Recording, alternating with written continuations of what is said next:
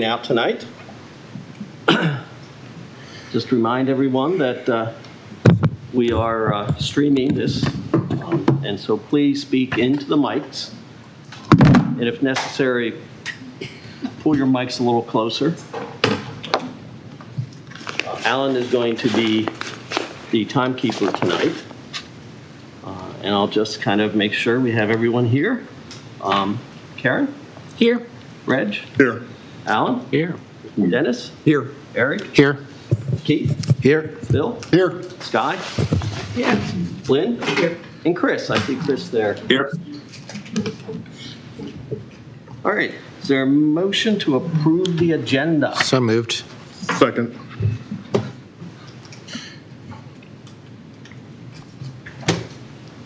Any discussion? Anybody opposed to the approval of the agenda?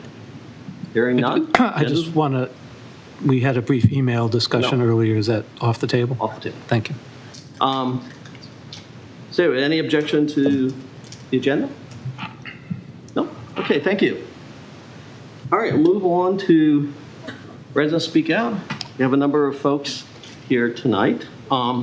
First up, Pearl Atkinson Stewart, and I see Pearl is joining us virtually. Welcome, Pearl. Okay. Hello. Hi, Pearl. Let's see. Can you see me? Not yet. Hello. Can you see me? We can hear No. you, but we can't see you. But Your box is up. Box. We can see your name.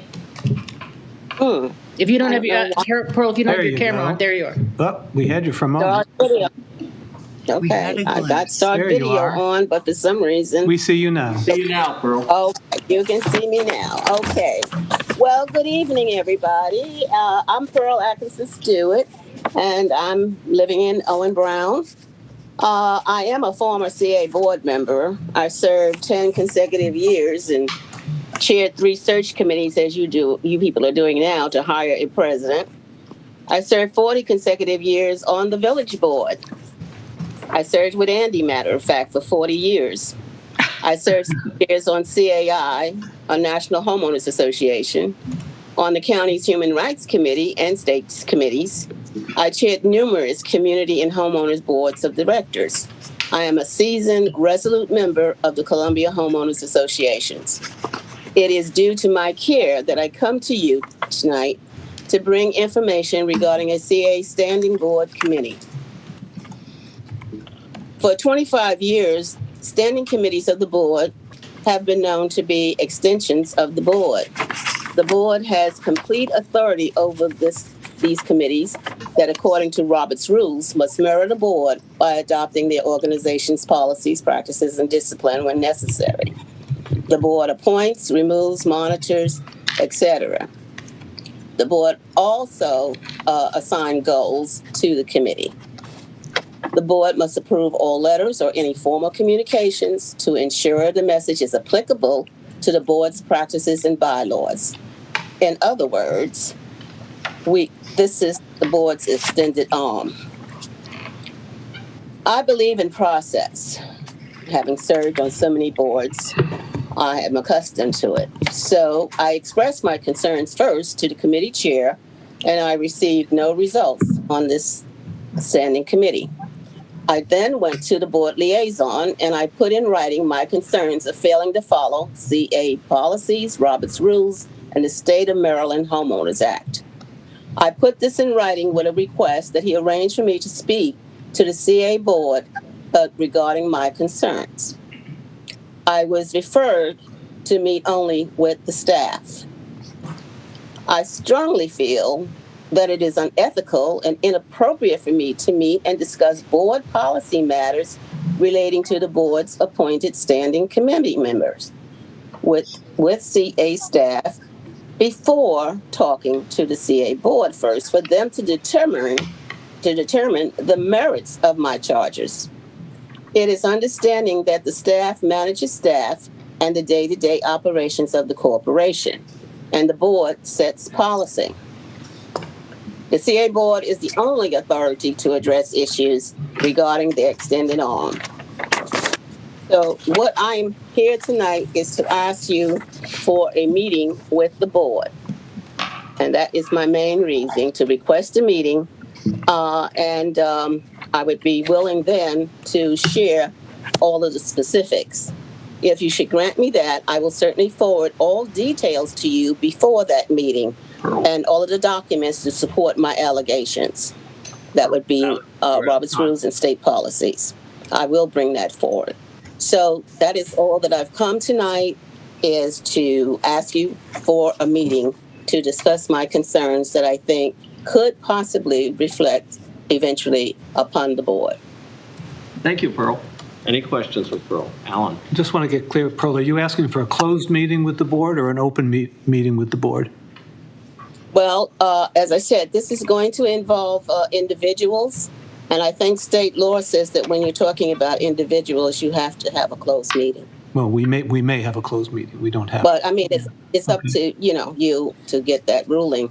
But in my experience, when you're talking about personnel and possible allegations, it needs to be in a closed session. Okay, thank you.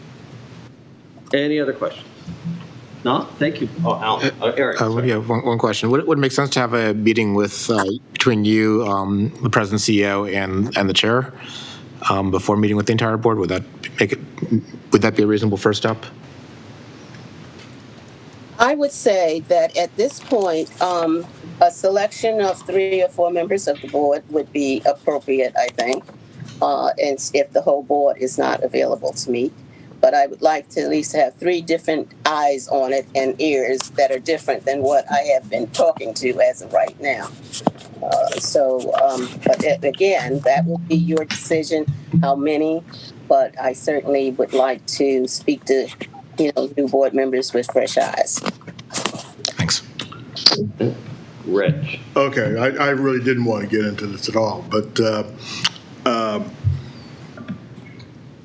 you were told, you were given a letter by myself saying that these are steps that we would be taking, that I had already spoken to the CA staff and to the chair, and they said we would, President said the staff would meet with you first, which is reasonable.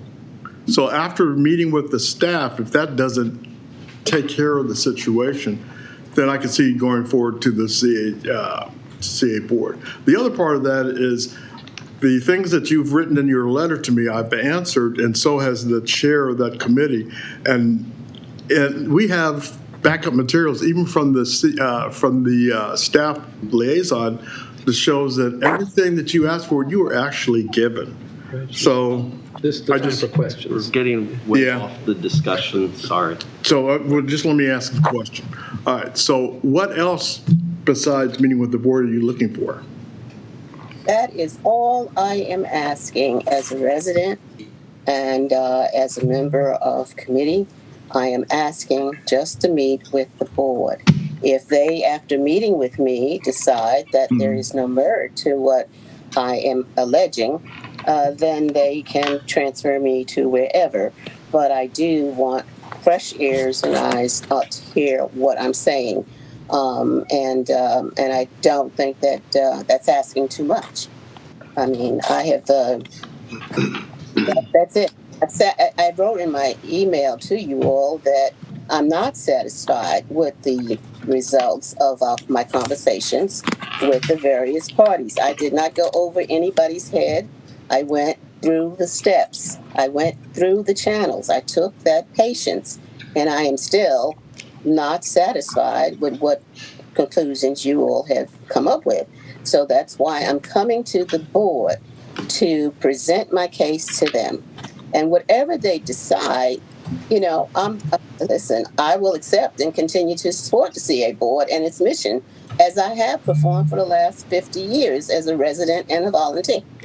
So, yes, I am exclusively asking for a meeting with the board or select members of the board. That's your decision, who that would be. Hey, thanks, Pearl. Any other? Next up, we have Beverly Seals White, who is head of the Community Foundation of Howard County, one of the partner organizations that we've worked with for a number of years. And so, Beverly, I want to thank you for coming. Yes, thank you very much. Beverly White Seals, President of the Community Foundation of Howard County, and I'm here to talk about a partnership between CA and the Community Foundation. When our community was established, it was clear that there was going to be a vibrant nonprofit sector. And in the early days of Columbia, some of the very first nonprofits to be established were the Association of Community Services and the Community Foundation. From that point on, CA provided grants to local nonprofits to help them survive, and the Rouse Company put significant capital into the nonprofit sector. In 1989, after a number of years struggling on the CA board, the decision was made that CA should defer to the Community Foundation, and our business is making grants rather than having all of the disruption that was apparently occurring on the CA board. So since 1989 until fairly recently, the Community Foundation has received funding from CA, which has made up almost half of what we put out into the community for local nonprofits. And of course, as everyone knows, the Rouse Company no longer exists. So a lot of nonprofits have been struggling to make up that difference. In 1989, when the partnership started, CA donated $25,000 to the Community Foundation for those grants. It went up to $50,000 in 90, $75,000 in 91, and between 92 and 2019, the rate of donation by CA for the grants program ranged from $85,000 to $120,000, which is about half of what went out to the community from the Community Foundation and CA. The funding stopped from CA when COVID hit. Absolutely understandable. And for the 2 years of peak COVID, the Community Foundation reached into our endowment to try to make up the difference. Things have clearly settled down, and last year we had anticipated getting back to what had normally been done. The nonprofit sector continues to struggle. The needs of the community are only increasing and not decreasing.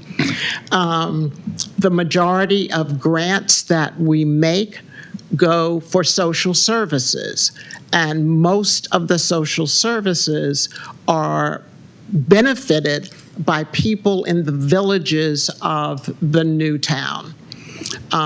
They are mostly social services, although we do the arts and environment, but we make meticulous care that we're not funding something that CA would otherwise not fund. Maybe there's a cattle program in far western Howard County, which, by the way, there isn't, that we fund. But if it was something like that, we wouldn't allocate CA funding for that.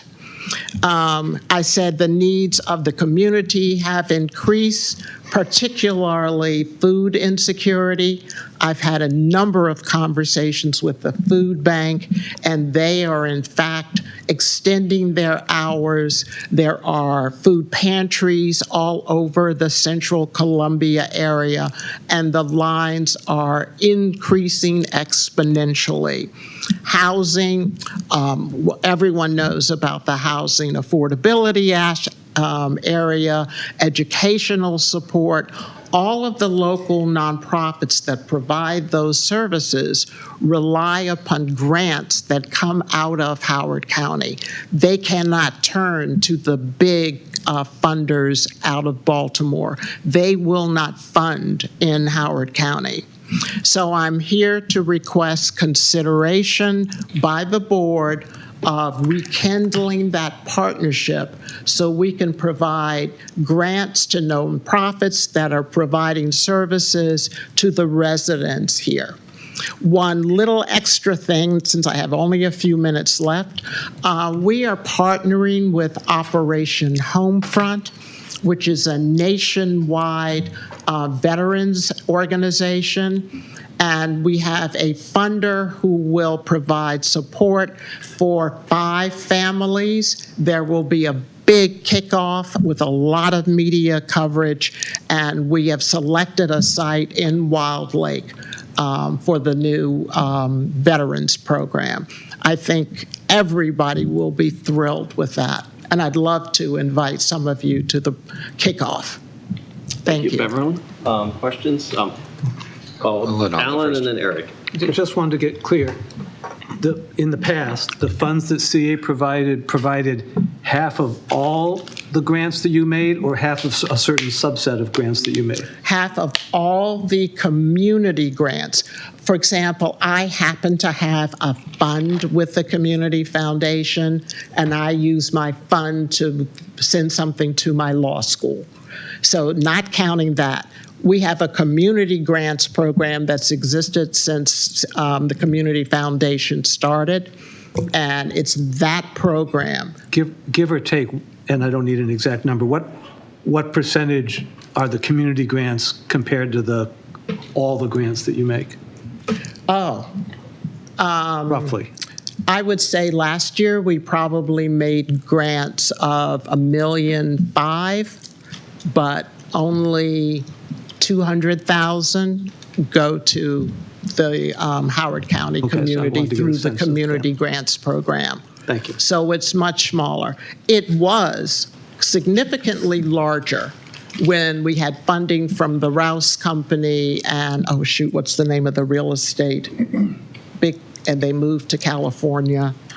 Ryland. Yes. Those big real estate developers and the Rouse Company made significant grants. That's gone. My mother may have been on the board at that time. Do you have a partnership with the county? And if not, would it be possible to add the county to the partnership to make the partnership stronger? No, we do not have a partnership with the county. We have asked repeatedly, but the county has its own grant-making program. They are not interested in providing a separate grant to us for that. We've tried. Sky and then Lee. And did I understand correctly that you have received no donations from CA since before COVID? Since COVID started, yes. Right. Correct. And none was allocated in this year's budget. Okay. And what happened last year is CA made a donation to the IAT. But in the past, has CA donated to your foundation all of CA's donations, and then you kind of dole them out? Is that how it worked? I think that's a question more for staff, which we can answer offline. I mean, that's not really for Beverly. Lynn? Yeah, it was always my understanding that there was a partnership between the foundation and CA, and that CA with, again, there was a staff member on the board, Yes. that CA used the foundation in order to give its public donations to the community, feeling that the foundation, again, had the time and the expertise to look into these organizations. These were not huge grants, but a lot of, $5,000, $10,000, $20,000 grants that made a significant difference to a lot of these smaller communities. And, that was always my understanding of what the relationship was. It was a mutual, sharing of. Lynn, Lynn, do isn't you have this a question time? Do you have a question for Beverly? No. Bill? Thank you for coming tonight. Could you tell us a little bit more about this veterans program that you were speaking about? Oh, great, because I'm so excited about it. The Operation Homefront is a very large veterans organization. I just had a conference call with them. There must have been 20 people on the call. They have a program for housing for veterans who have just left the military, usually younger, it's not retirement age, younger veterans who have maybe gone from high school straight into the military. They don't know squat about balancing a checkbook, managing their money. So there are 5 families that have been selected already. They will be housed in the Vista Apartments in Wild Lake. They will not be obligated to pay rent for a year. They will have a social worker working with them, encouraging them to go to school, helping them find a job, and that 1-year rental is going to be paid half by Chase Bank and half by the Callert Foundation. I visited one of the programs, I think it's called Urbana in Frederick County. They have one out there. It was amazing. And I persuaded them that Howard County really ought to have something like that. We are so close to military installations, and we have such a vibrant veterans community here that I think it would be wonderful. They haven't had a grand opening in 5 years, and they asked me, could we make it a big opening? And this is a program that will be replicated. So the 5 families who move in, hopefully this summer, there'll be another 5 families next summer and another 5 families. So it's an ongoing problem. They also try to transition families out of the kind of the free rental into permanent housing in our community. I just think it's fabulous. Chris? Thank you. So cut me off if this is not in line, but the way that I understand it is CA has a partnership with Community Foundation, and essentially CA provides funds, and then Community Foundation is like a de facto arm of Columbia Association that then distributes those funds. Is that correct? Well, I don't know about to the different grants. Yeah, we do all the grant selection, which is what CA didn't want to continue doing. So we make the selections through a very careful, vetted process.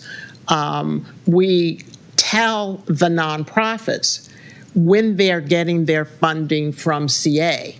So the nonprofits know that this money came from CA. The nonprofits write thank you letters every year to CA, unless it comes from our pot of money. Okay, and then, so my question is, does CA have another group, division, department, something that performs a similar function? And this is, I'm sorry, Beverly, not for you, but I guess more for Dennis. Does Columbia Association have another division that does something like that? And how does it differ from what Community Foundation does? We don't. Okay, so this is essentially a de facto way that Columbia Association funds grants. Is that correct? Correct. Okay, thank you. That's what I was just all I need to know. Thank you so much. I do know something about it. Shall I just speak?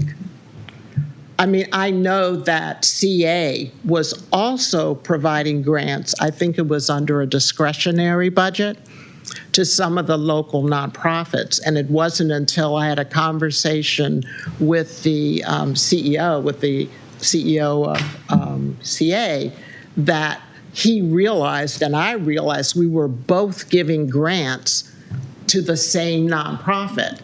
And we were going to try and remedy that. If there was some particular grant CA wanted to give money to, well, then maybe we shouldn't be giving money from CA to that nonprofit. So we were about to tweak that. So there was money from some discretionary budget that was going to several of the larger nonprofits in the community. That's all I know about it, but I know that was an issue. Understood. I was just wondering if there was some redundancy there where CA was providing funds or grants to nonprofits on the left hand and the community foundation being the right hand. So I was just curious about that, wondering if there was any kind of duplication there for a future decision. So thank you, Beverly. Sure. Any other questions? If not, thank you, Beverly. Thank you. Next up, we have Dan Hodjo. Dan. I might have missed your name, so I apologize. No, that's not it. I know I signed up last, but Thank you. keep coming up. Welcome. Here. Great shirt. Okay, my name's Dan Hoydo. I live in Oakland Mills, and I was speaking last time about transparency and outreach, and I got a question that has been kind of floating in my head about what I would recommend to be done, and that raised some other points. So I just wanted to address that quickly if I can. First of all, in terms of doing a better job with transparency and outreach education, in terms of stream restoration and the Lake Elkhorn project in particular, first of all, I realize mostly this has to do with management's decision process. And you guys are volunteers and you come in here and I assume you have your own process of making the decision. But that kind of is part of the problem why I'm bringing up the issue, because as the board, you ultimately have responsibility. So answer the question of what could be done, well, really, one, I wouldn't want to tell you how to deal with management. Obviously, staff and rules of communication are key.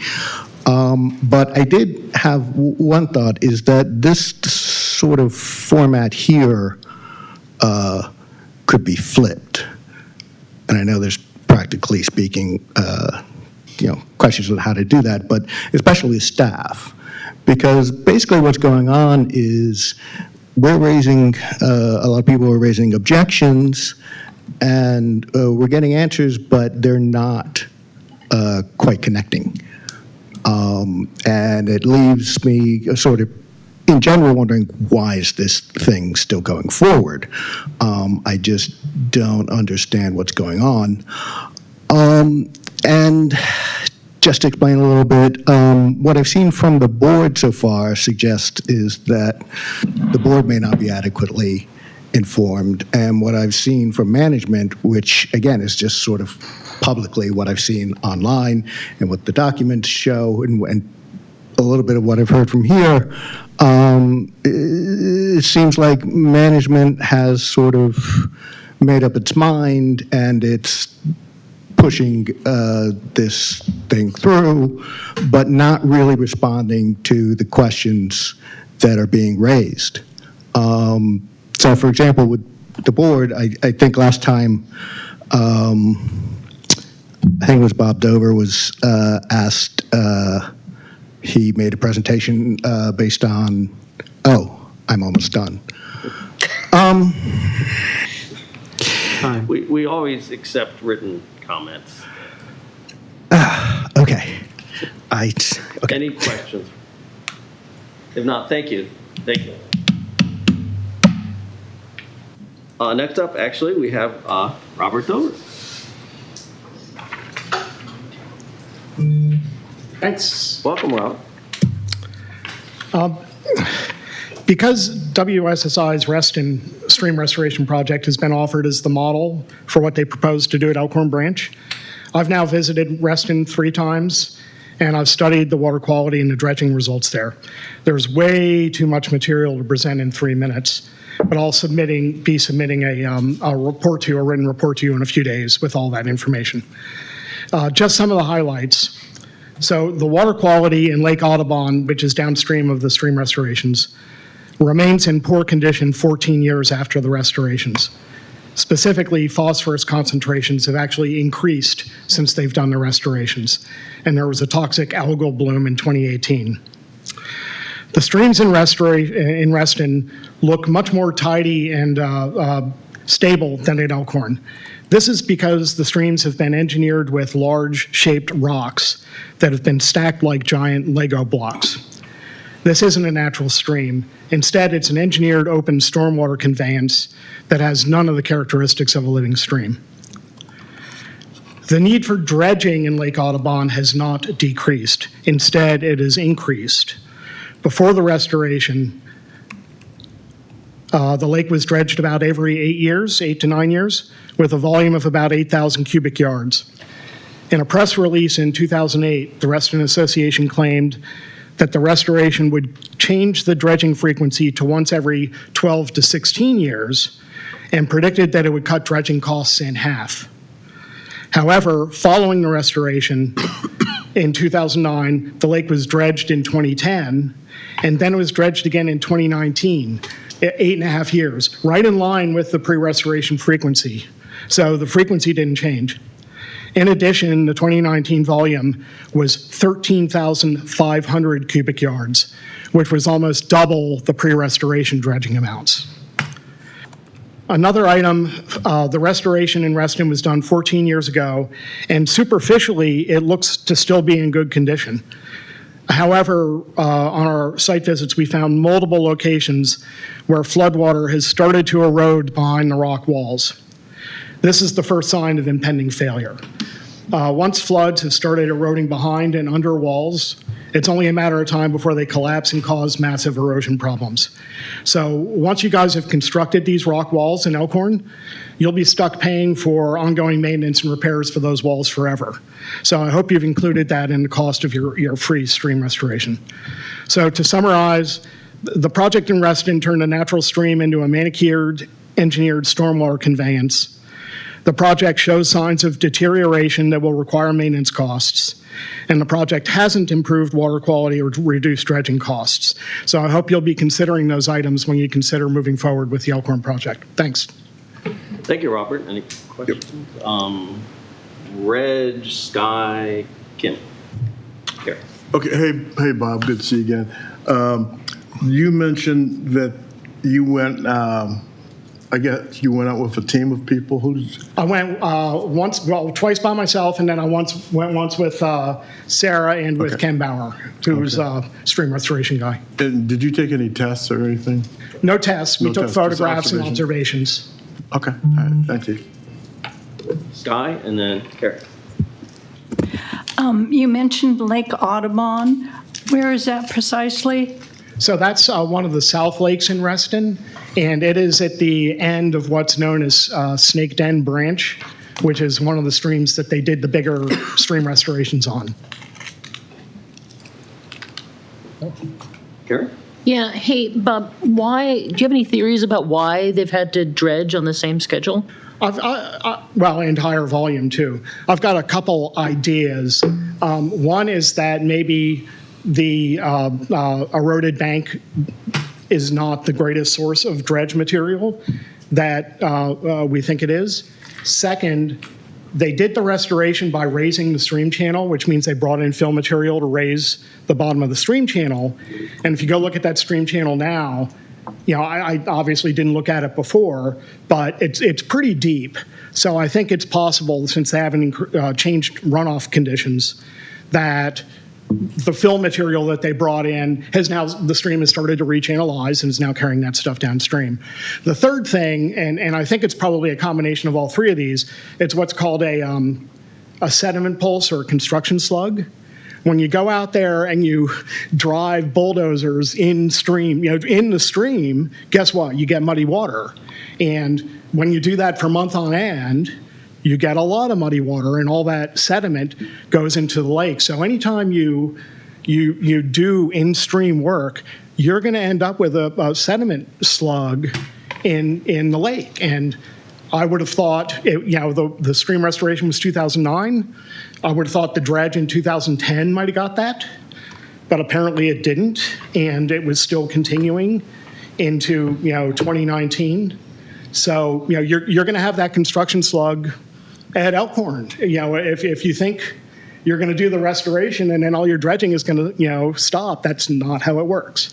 You're going to have the construction slug.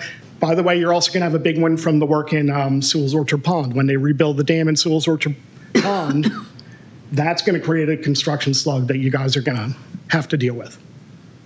Thank you. Thank you, Rob. Bill. Hey, thanks for coming tonight. With respect to this dredging frequency, how much can we attribute that directly to a stream restoration? I figure in 14 years, they probably did some development down there, changing impervious surface, increase in rainfall duration, intensity, and frequency. There are several contributing factors that may have attributed to this. How much can we be certain that it is to the stream restoration? I can't attribute it to the stream restoration. You're right. There's other factors. Sure. That area of Reston, I don't live there like I live in Columbia, but I've driven around it quite a bit, and I don't think it's kind of like Elkhorn. There's not been a lot of infill development. This is an area that was built out in the 60s and 70s and 80s, and I don't think there's been a lot of new development in that watershed since then that would have contributed to this. I did ask the Reston people if they had a theory, and I got the answer was kind of laughable. On the one hand, they said it's absolutely not erosion. They say the stream restoration held up great. It's not erosion, but it might be increased sediment deposition. That's nonsensical. You don't have one without the other. And they were claiming it wasn't erosion, but it may have been deposition. Yeah. Who did you talk to in Reston? I believe the name was Ben Rhodes. Okay, thank you. Alan. I just want to make sure I'm clear on what you were saying, though. Were you saying that the stream restoration in Reston caused a need for more dredging, or are you just saying that it didn't reduce the need for dredging? It did not reduce the need for dredging. Okay, thank you. Thank you, Robert. Next up, we have Sarah Keller. Keller?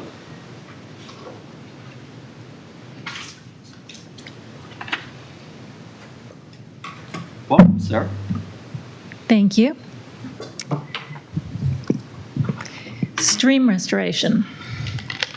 In a meeting with Scott Petrie, we neighbors were told that the Long Reach Stream Restoration Project would be nothing like Longfellow was, which was absolutely horrible for those residents. Well, we've now visited both Longfellow and Reston, and we have seen that their hollowed-out tree canopies with long, vacant corridors along the stream are very similar. In Reston, we saw that the forest was full of old, tall, mature trees, except on either side of the stream, where it had appeared that likely hundreds of mature trees were removed and replaced with baby trees. The area, many years later, is still recovering from this, and it will still be decades before it fully recovers. In lieu of this, the comments of the Longfellow residents regarding Columbia's last stream restoration are very relevant. And I will read some of them to you today, taken from a Facebook thread. I'll read them in order from 10 different residents. 1, how's it looking on your side? 2, like it's about to become part of my backyard. 3, I can't understand what the plan was and how it can look like this at this point in the process. Definitely not as advertised. 4, it looks like a wasteland. The guys were out last week planting little bitty trees that I think just washed away. 5, I'm nervous about that. I'm about to have water up to my foundation. 6, worried about snow melt and thaw and then rain, especially because it is literally our backyard. 7, they planted stick trees. They look like nothing but sprout from the sticks. 8, it's awful. No drainage at all. Our backyard is now part of the stream. Neighbors thinking about lawsuit. It's a mess. They admitted many parts have failed. 9, it is a gigantic mess, and I'm watching my and my neighbors' backyards fill up with water. I used to love looking out back, but now it is a muddy graveyard full of trees. 10, 100%, it's so upsetting. So many of my neighbors are original owners, and my heart breaks for them. 11, it seems unfinished and not effective. I didn't see the changes that were described in the CA article. I'm upset every time I walk through or drive by. 12, this is our current situation. Standing water, looks awful, ground not even stable to stand on. 13, an image just full of mud and runoff. 14, this is behind our house. It's like we have a branch of the stream forming. 15, another image shown full of just mud everywhere. 16, why did any environmental expert think that cutting down so many fully grown trees would be better for the area? Fully grown trees soak up the water so that floods like this don't happen. 17. Sarah, you're out of time. Oh, I think I have 5 minutes because I'm from Protect Our Ponds. Oh, I didn't realize that, sorry. Alan told me you had 3. Sorry. I registered as from an organization. Nobody told me. Thank you. Continue. Keep going.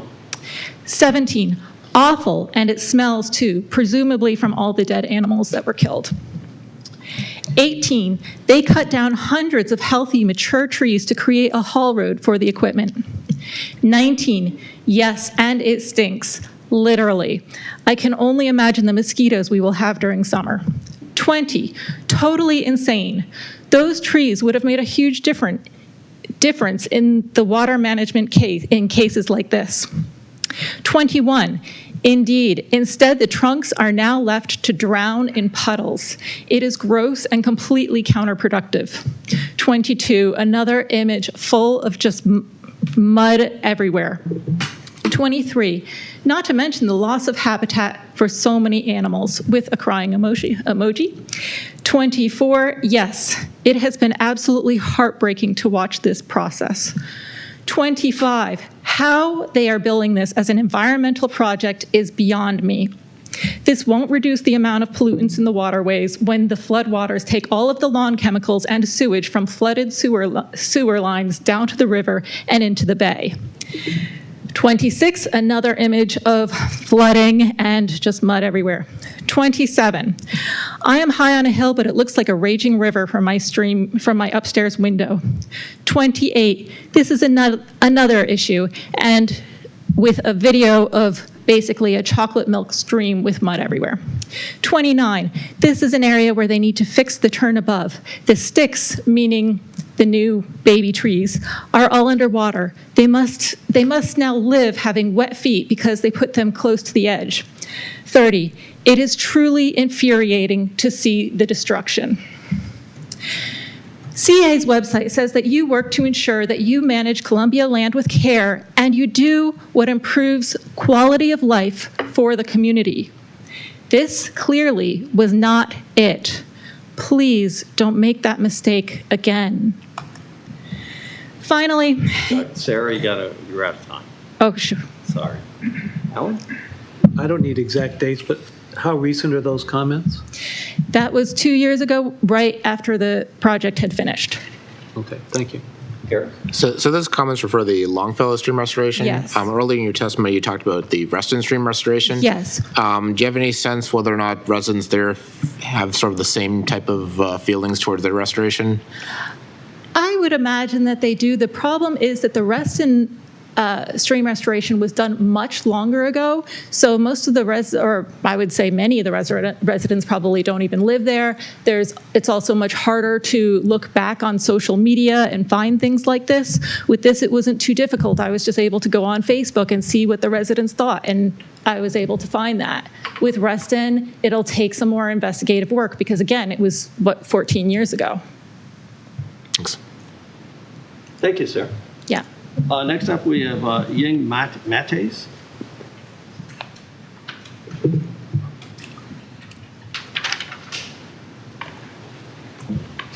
Welcome.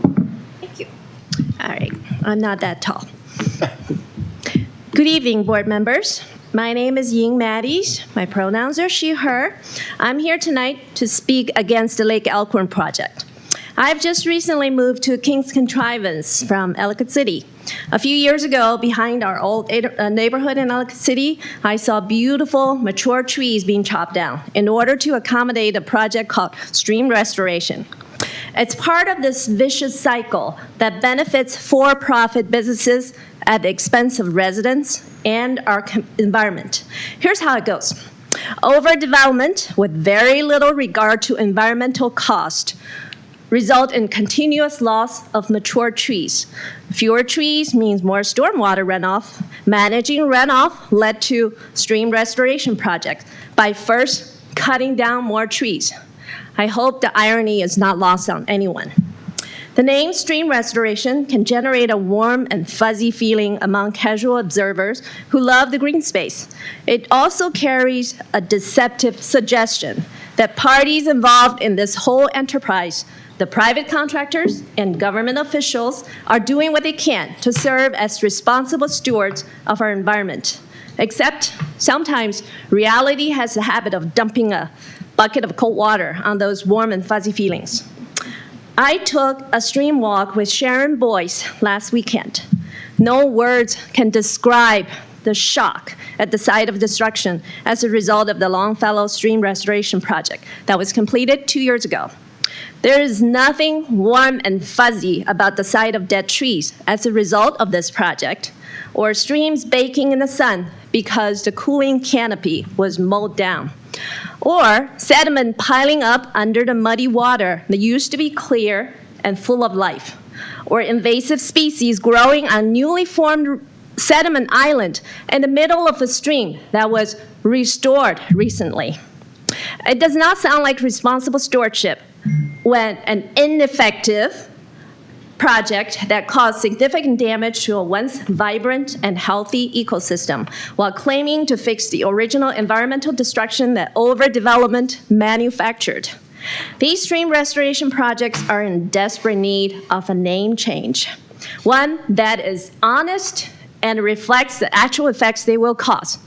How about habitat destruction, ecological devastation, neighborhood deforestation, or climate crisis exacerbation, or property value depreciation, corporate PR manipulation, political calculation?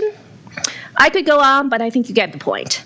I urge you to take a stream walk with Sharon and see for yourself, if you haven't done so already, and come up with an honest name for another potentially ineffective and harmful project. Or, better yet, use your duty of oversight to end this madness right now. Thank you for your time. Any questions? Sky. Could these negative effects possibly be a result of anything happening upstream? Well, that's what the expert has been saying.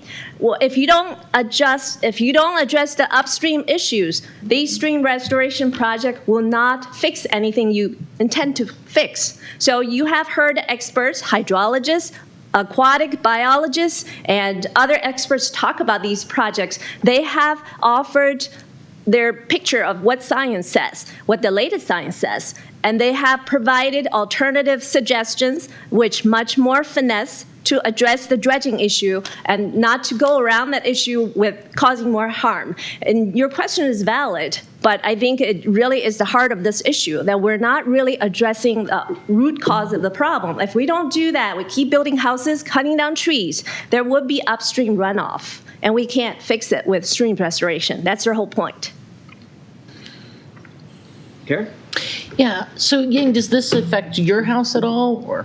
No, I am brand new here. As far as I know, the current project doesn't start bringing bulldozers to my backyard, or at least I hope not. But this is why I care about it. I started learning about this project just recently, hearing a presentation by Sharon and Dara Baker.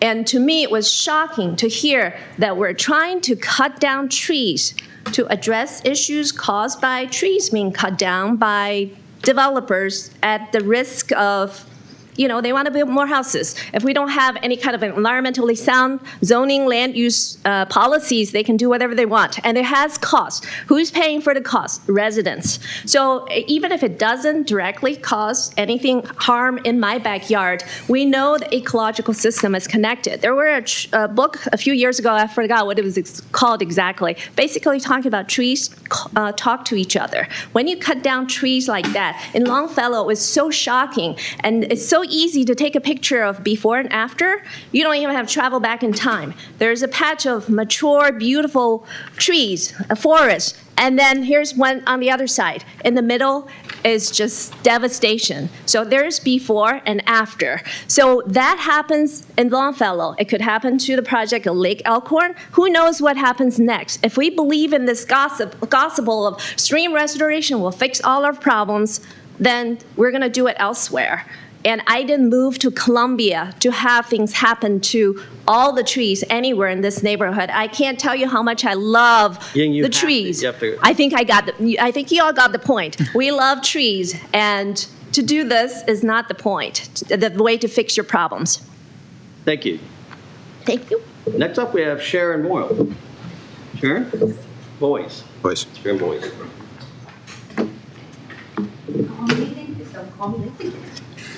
Welcome, Sharon.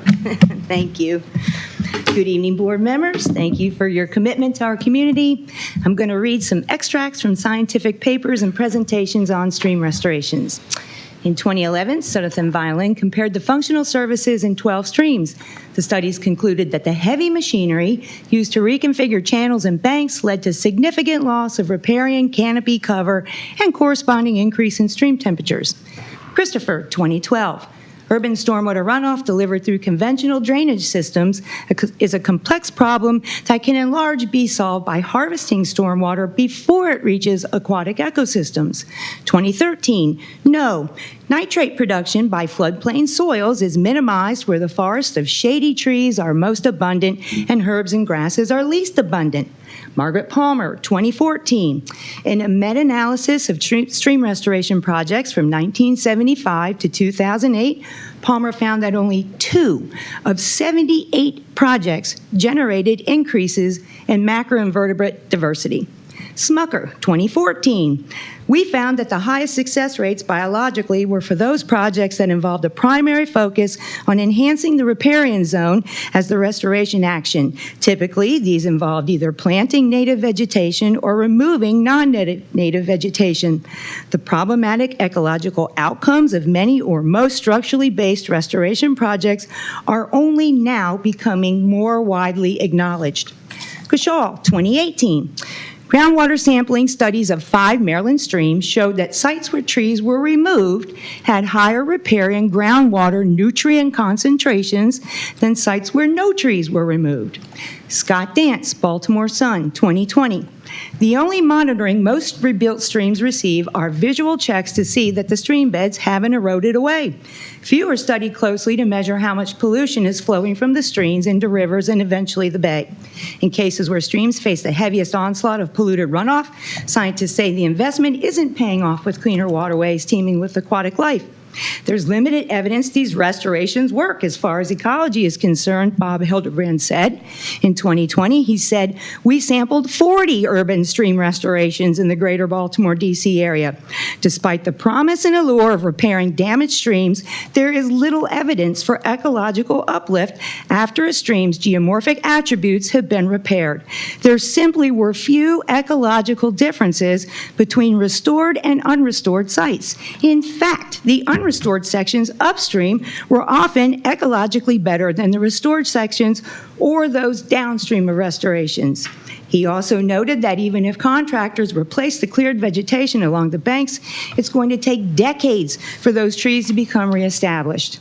With their root networks, trees help prevent stream bank erosion. They soak up rainfall, helping to keep nutrients and sediment from washing off into a stream during a storm.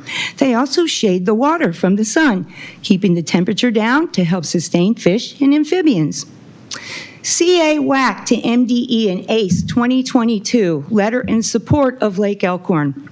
Quote, another criticism that has been made of the proposed project is that the stormwater mitigation efforts are best placed at the upstream source of the increases in runoff. The committee does support any upstream stormwater management practices, such as rain gardens, bioretention facilities, permeable pavement, retention ponds, etc., that are properly installed, can reduce stormwater runoff. However, while placing mitigation facilities at upstream locations, upland retrofits, might be practical for areas under new development, in the case of the already highly developed Columbia area, these possible locations include a very large number of densely developed, privately owned, commercial and residential properties. The reality is that the ability to get agreements and funding commitments from hundreds of individually owned properties is very unrealistic. So the proposal to restore the stream bed and surrounding areas to accommodate stormwater runoff makes the most practical sense. The most practical sense. Not science, not for the environment, not for the quality of life. They support negatively altering the watershed forever based on what they feel is the most practical.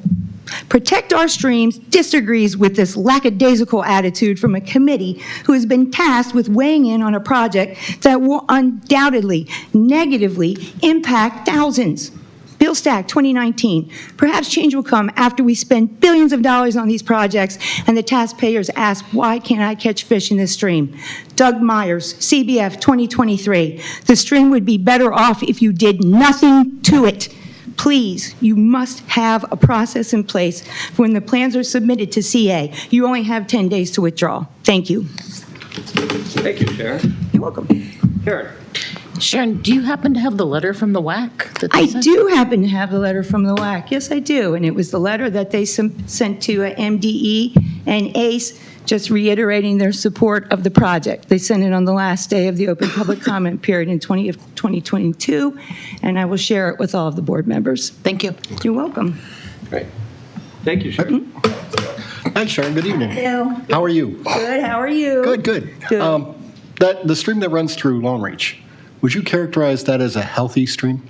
Through Long Reach? Yeah, the one that is under consideration for restoration. So I would consider it for being in the situation that it is in a healthy stream. I mean, I don't think that any stream that's in like an urban area that's subjected to all of that upland stormwater runoff, that polluted runoff with nothing mitigated going in there, is pristine. But does it support life? Yes, we know that from the fish report that was done, that was submitted. You can walk along that stream and you can find life. So it may not be pristine, but it's certainly healthy enough that it's providing a great array of eco services for the surrounding environment and the community. Do any of the studies that you cited cite that stream is healthy at all? What did you say? Did any of the studies that you cited say that the stream that we're looking at is healthy? None of these studies Okay. are specific to the Elkhorn branch that I'm aware of. These are studies that started in 2011 and went all the way to 2023. Now, Doug Myers has an opinion of the stream, and he said basically the same thing, although it may not be pristine. It's a jewel to the community. And I would say it is a jewel to the community. Are you saying you're in support of bulldozing the forest, Bill? No, what I'm saying is that we need to make sure that we have healthy streams in Columbia, and I think that we have common ground on that. Oh, absolutely. But, okay, so then let me reiterate. I absolutely feel that the stream is much more healthy now than it would be after this project, if that's the question. No. Absolutely. The Leave it question was alone. if it was healthy today. Like, we should move It's on. more healthy today than it would be after the restoration. Scott. Yeah, I was wondering if you could send me your list of quotes and the citations. Sure. And I would just like to point out to everybody that I put more emphasis on a quote from a peer-reviewed journal than from the media like the Baltimore Sun or WBAL. Baltimore Sun was quoting Bob Hildebrand, the scientist who sampled 40 urban stream restorations. It was in Scott Dance's article in the Baltimore Sun. So I Sharon, can if you could repeat just what send I that said. then. I will definitely send it. Thank you, Sharon. You're welcome. Thank you. Next up, Amy Bennett, and I believe Amy is joining us virtually. Amy?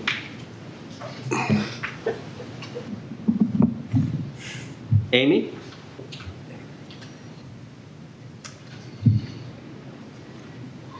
Amy, you're muted.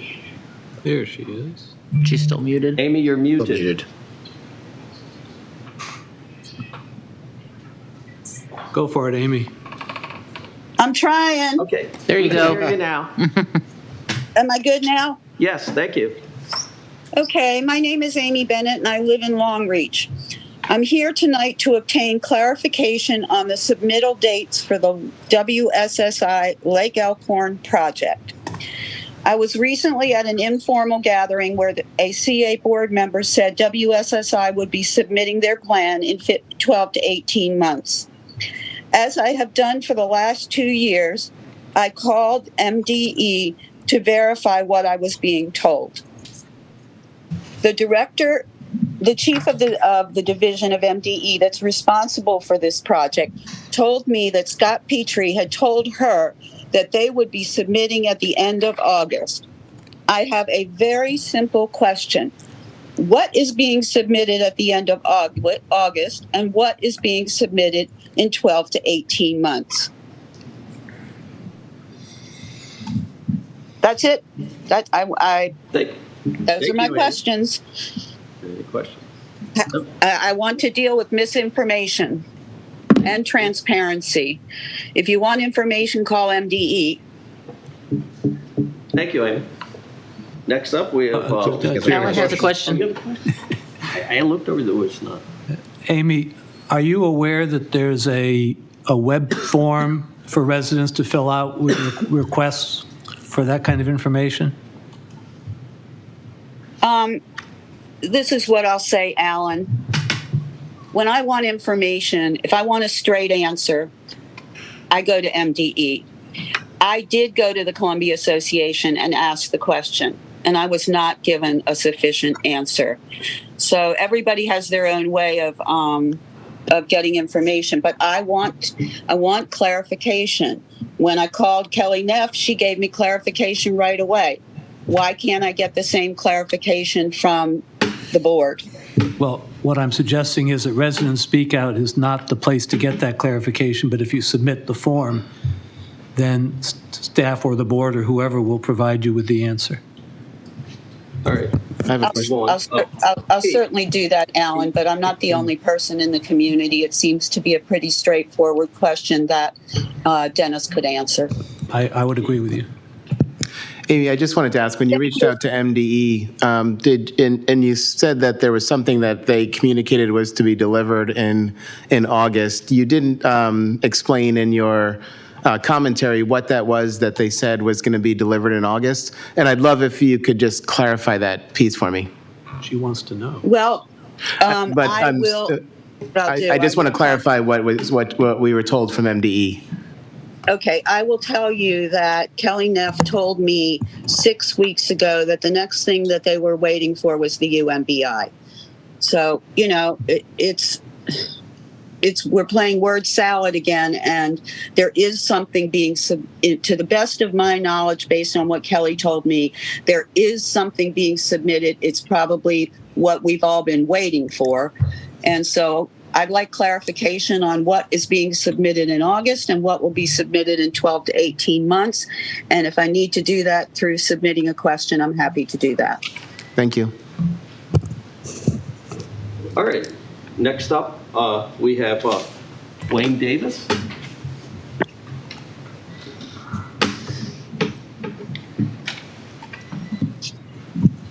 Welcome, Wayne. Hello. Thank you. Appreciate it. Wayne Davis from King's Contrivance. And the best village. Yeah. During the last... This is Resident Speak Out time. During the last Resident Speak Out encouraged the CA board to let the citizen experts help. And I was very glad to have received an email from John McCoy inviting me to a very productive meeting that we had last week. And so that was helpful. John reminded me that the CA isn't responsible, so to speak, for implementation of the UMBI. But, you know, make no mistake, there would not be a UMBI if it wasn't for the Lake Elkhorn Mitigation Bank. which is your responsibility. And so you're a full partner in that. And you're a financial partner in it because you are guaranteeing the long-term maintenance of this project. And you've heard already the long-term maintenance of it could be a substantial impact. This project's to make money or to save money. For CA, it's to reduce the sediment loads that are going into Lake Elkhorn. It's the hope of this project. You know, trying to reduce those dredging costs. Are there any studies that have calculated the reduction in the sediments? How certain are you that that's going to happen? The information that Bob presented, you know, raises a lot of doubt on that there's any real, that there's going to be any success in that. CA's partner in this is going to make money by selling the credits. But believe it or not, 70% of those valuable credits are going to be awarded before there's any even monitoring of any functional change. Then as soon as the construction is done, they get 70% of that financial incentive, which doesn't give much incentive to really, you know, what about the rest of the project? What about the rest of the, you know, several years? This is not usual. Typically, it's 15 to 50%. But with your support, they are literally banking on being able to cash in 70% of those credits just by finishing this lovely construction that you've heard criticized. So I just want you to think, how certain is this board of success of this project? What evidence do you have? Anything tangible that this is going to be successful? It's kind of a, you know, kind of a responsibility. I'm very concerned. I'm a resident. I love CA. I love Columbia. And I'm very concerned about the reputation of backing a project that is likely not to be successful. Any questions? Karen and Alan and then Scott.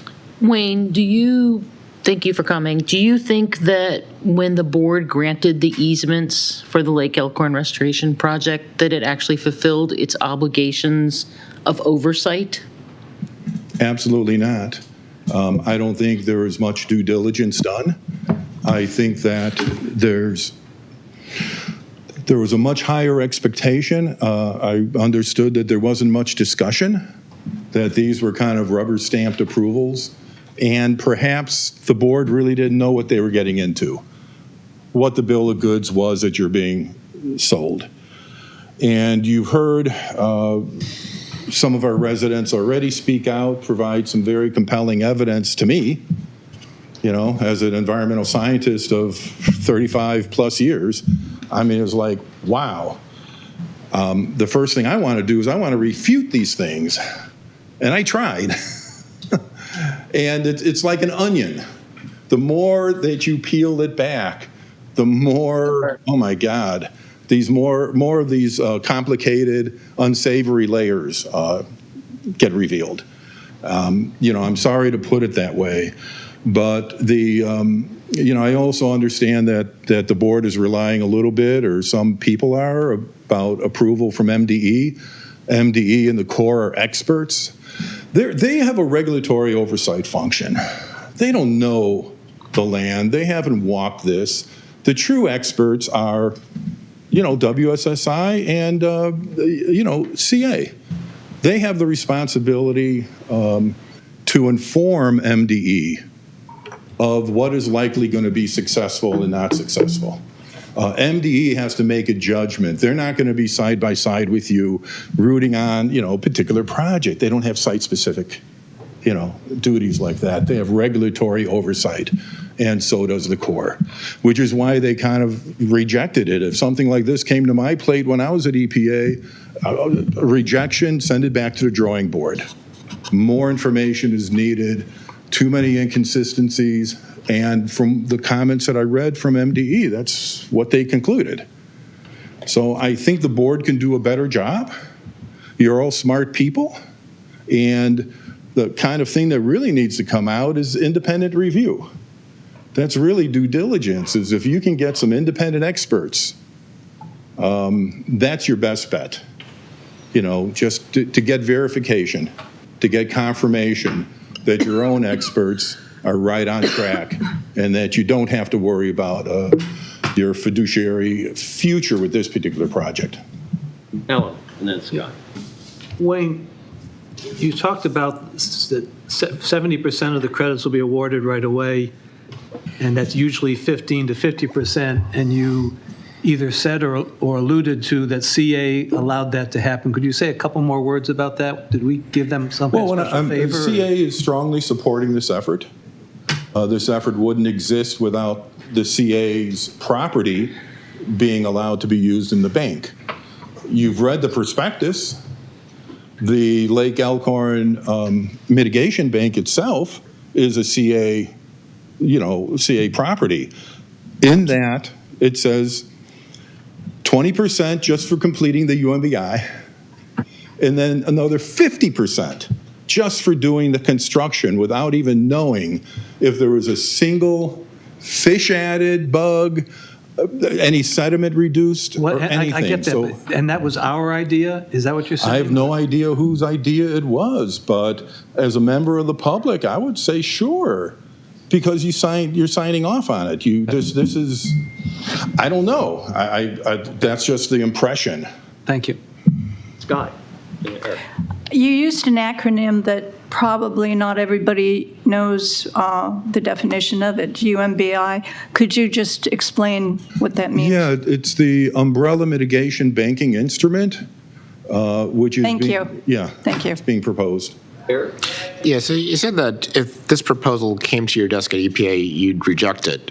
Could you give me one or two reasons why you would reject it, why you'd reject this proposal if it came to your desk? First of all, 70%, before any improvement could really be shown to be done, that's kind of ludicrous in my world. There's a lot of inconsistencies. There's terms in there like ecological integrity, which I know about, ecological function, but yet there's no measures or no interest in those things occurring. So, when that's just, just a lot of red lights go off when you see a report that has contradictions, missing information, jargon that isn't supported. Yeah. Thanks. Thank you. Oh, Rich? Yes, quick question. I've heard a lot about, we should not chop down any trees. We shouldn't do any restoration whatsoever. So what should we do? Just get a general idea. There is I guess, what they refer to as surgical restoration. Look at address the areas that are giving you the most, critical problems. But, right. The other option is just let it be. Mm-hmm. This requires a little bit more study. It requires an evaluation of all of the successes that hopefully you've already seen from the many restoration projects, even at very, very small scale. And it's allowing everybody to take a look at what really happened at Reston.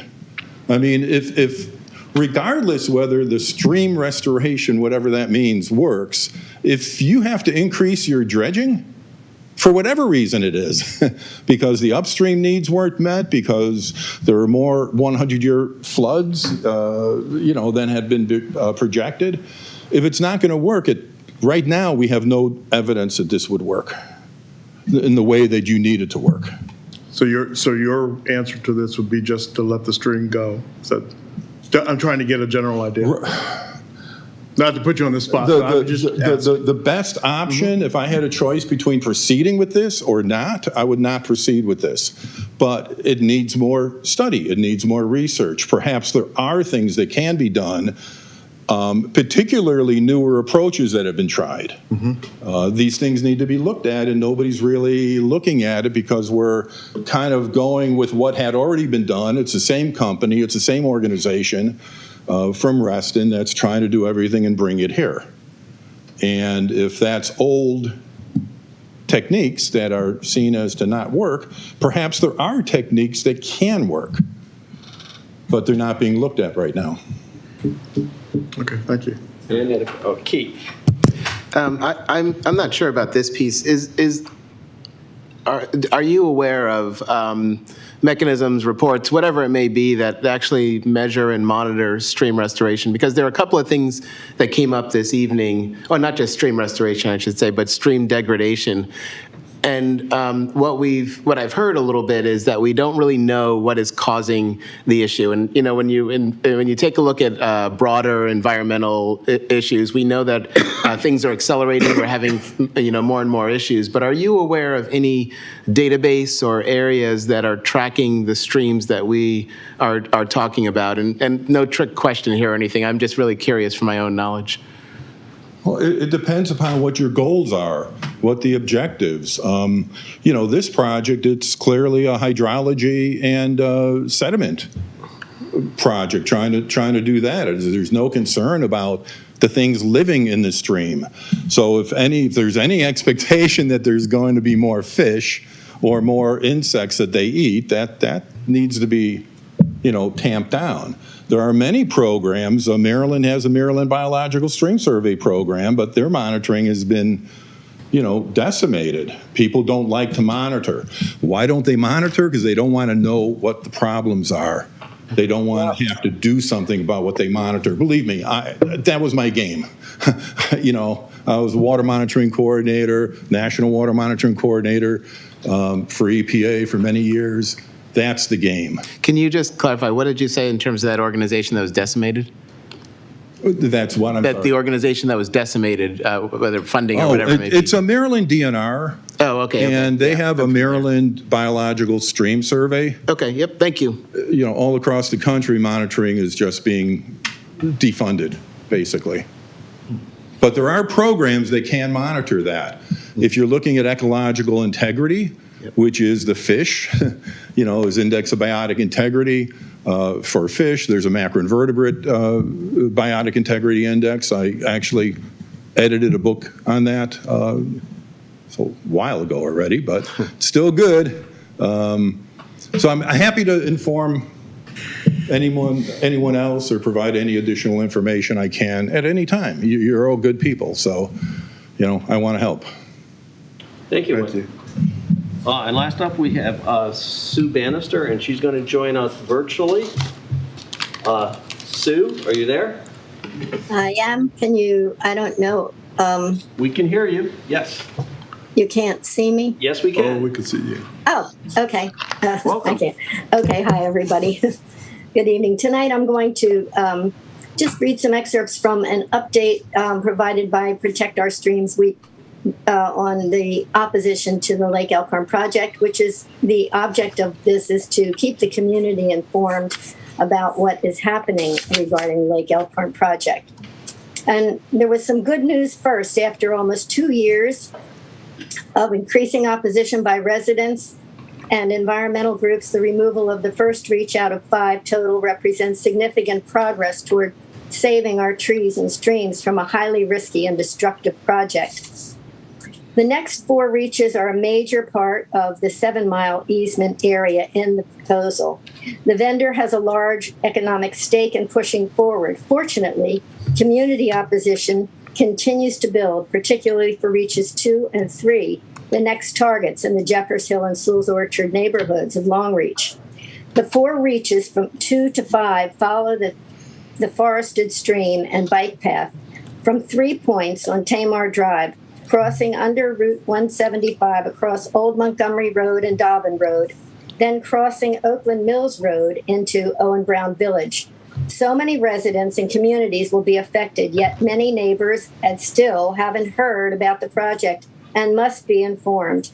Please investigate the stream maps to see how close you are to these easements and how you may be affected. The free Columbia Pathway maps give you a good idea. We're all needed to speak out at every opportunity. That's all I have to say. I want people to get those maps, look at where they are in relation to the project that's going through. They can get the maps also from the project. As you know, this opposition has been increasing since August of 2021 when the first piece started. And all of the points that have been brought up today have continued. We've also gained not only in numbers but in expertise, as you hear from different people coming on and speaking about what's going on.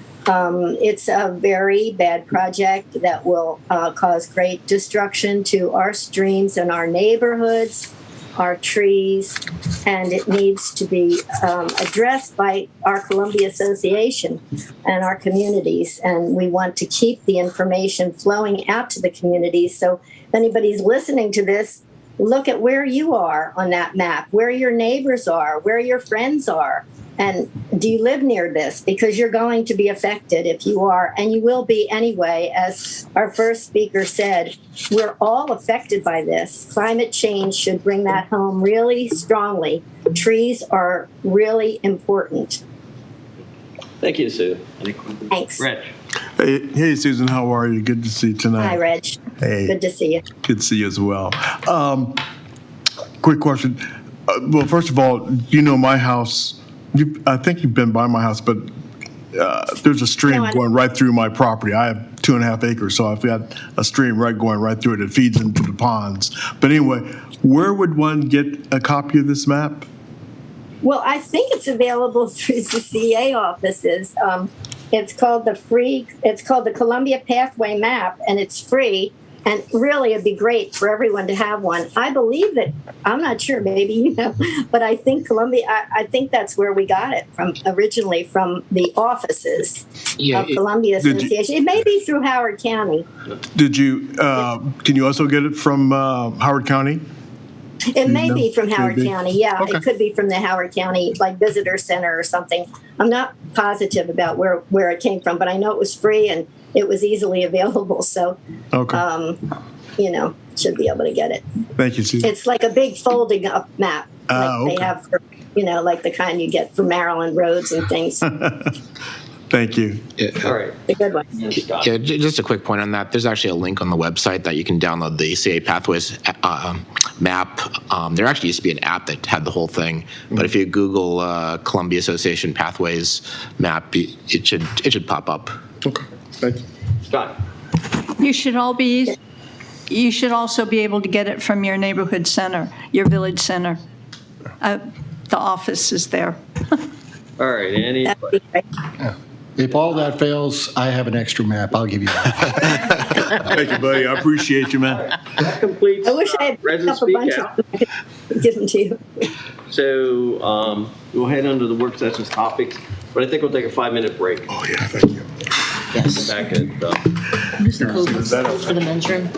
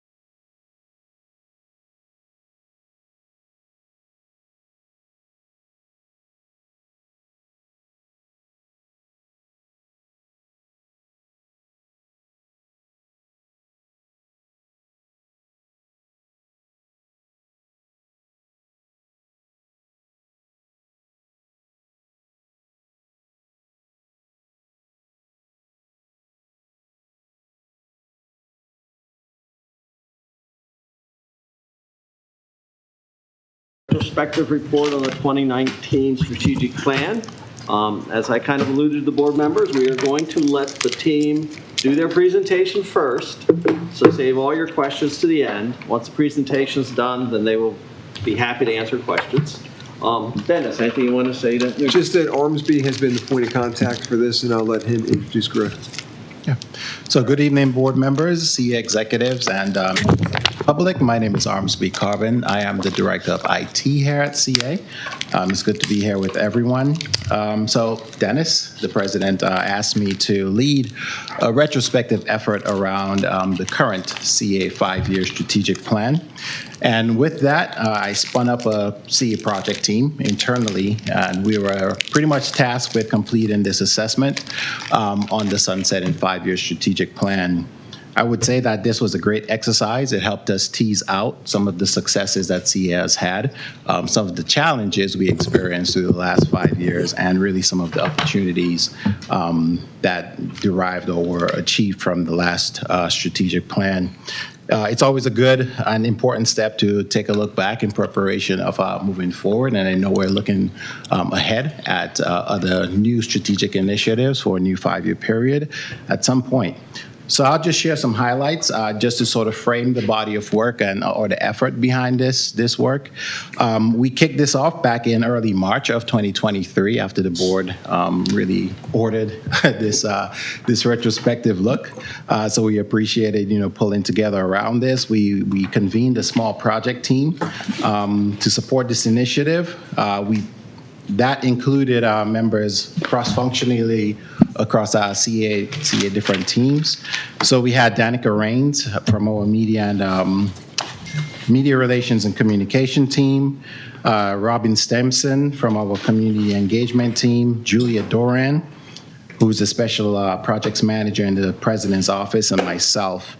In addition, we partnered with Griff Hall from Griff Strategic Leadership, and his expertise and familiarity with CA's strategic plan added tremendous value in our retrospective work that we've done over the last really 100 days and 4 months stepping back into this effort. So it was a significant undertaking, and with that, I will kick it off to Griff.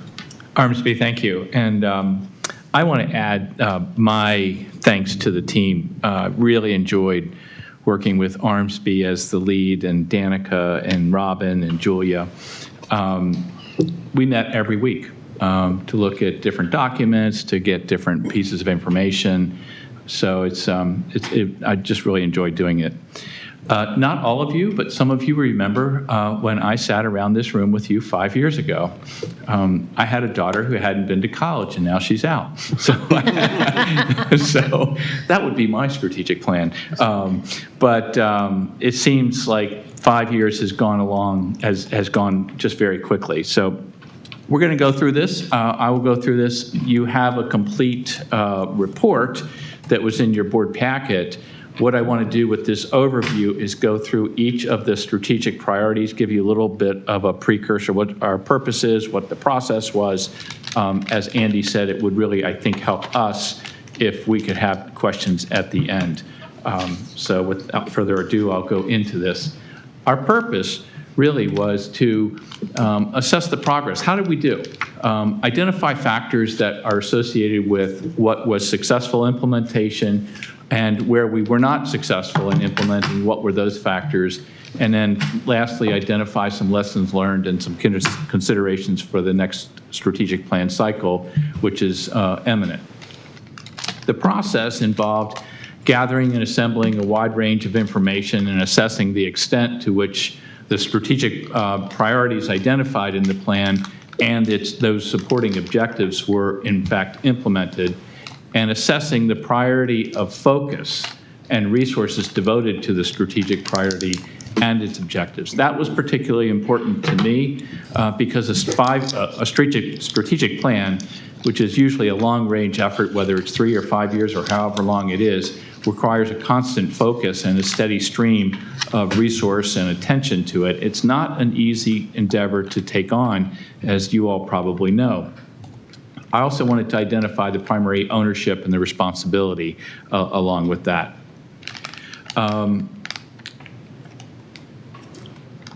The information gathering was primarily from 3 areas: staff with responsibilities for those strategic priorities and objectives, relevant stakeholders, and relevant CA materials. I want to give you a list of those positions that interviewees came from. I had conversations with each of these folks. I won't go through each of them. I think you can probably see there. They're also in the report, but they were very helpful and very open with what was done or what wasn't done or what the reasons might be. So you can see it's a pretty long list. We also included stakeholders here. Those of you who were around 5 years ago know that we did a tremendous outreach to stakeholders, residents, and so forth. So there's a lot there. You can make that an entire research project. What we aimed to do with this was get a representative slice of stakeholders. So that was why we don't have 3 pages of stakeholders. It's at some point, how much information do you really need to prove the same points that you've already identified? The materials included CA reports, tracking systems that are in place, minutes of meetings, annual charge survey, and there is also a firm by the name of GKV. It's a consultant report that was done nearly 5 years ago. It was right at the beginning of the project, so I'll reference that as we go through. So the assessment was basically along the lines of a scale of, was it implemented fully, was it partially implemented, or was it not implemented? The reason I advocated and wanted to choose that is because it's, in some ways, there are some mitigating factors. Obviously, COVID came up, and there's a whole lot that you'll see about that. But the other side is, I just think it gives some clarity. If you did not know anything about the strategic plan, my hope is that you can just look at that simple scale and get a sense of how did we do. The other parts of the assessment included the impact, what happened as a result, or how do we know that we implemented it, and the focus priority. At the beginning of each strategic priority, you'll see that there's an assessment of, did this remain a high, was it a medium, or was it a low? Again, with the idea of simplicity and useful information. The ownership, I've alluded to this before, is primary responsibility. It's either staff or board or both. Factors involved in the implementation are, what inhibited if it was not successfully implemented, or what helped it if it was successfully implemented. So I'm going to start down with each of these, and we have on the left-hand ribbon where the priority focus was, the ownership and the assessment part of that. And the first strategic priority was identity. And the goal within 6 months of this plan's approval was to really get started. And obviously, we were just months away from the COVID pandemic, and that shifted radically the communication priorities from what was identity focused to really safety and protection. Still, while it shifted to a lower priority, there were still things that were done. So the first objective, which was to develop a baseline assessment of awareness, understanding, and perception of CA in the community by the end of the first quarter of fiscal year 2020, to do that and to use assessment to identify shortfalls and opportunities. So while this was a low priority, it was implemented.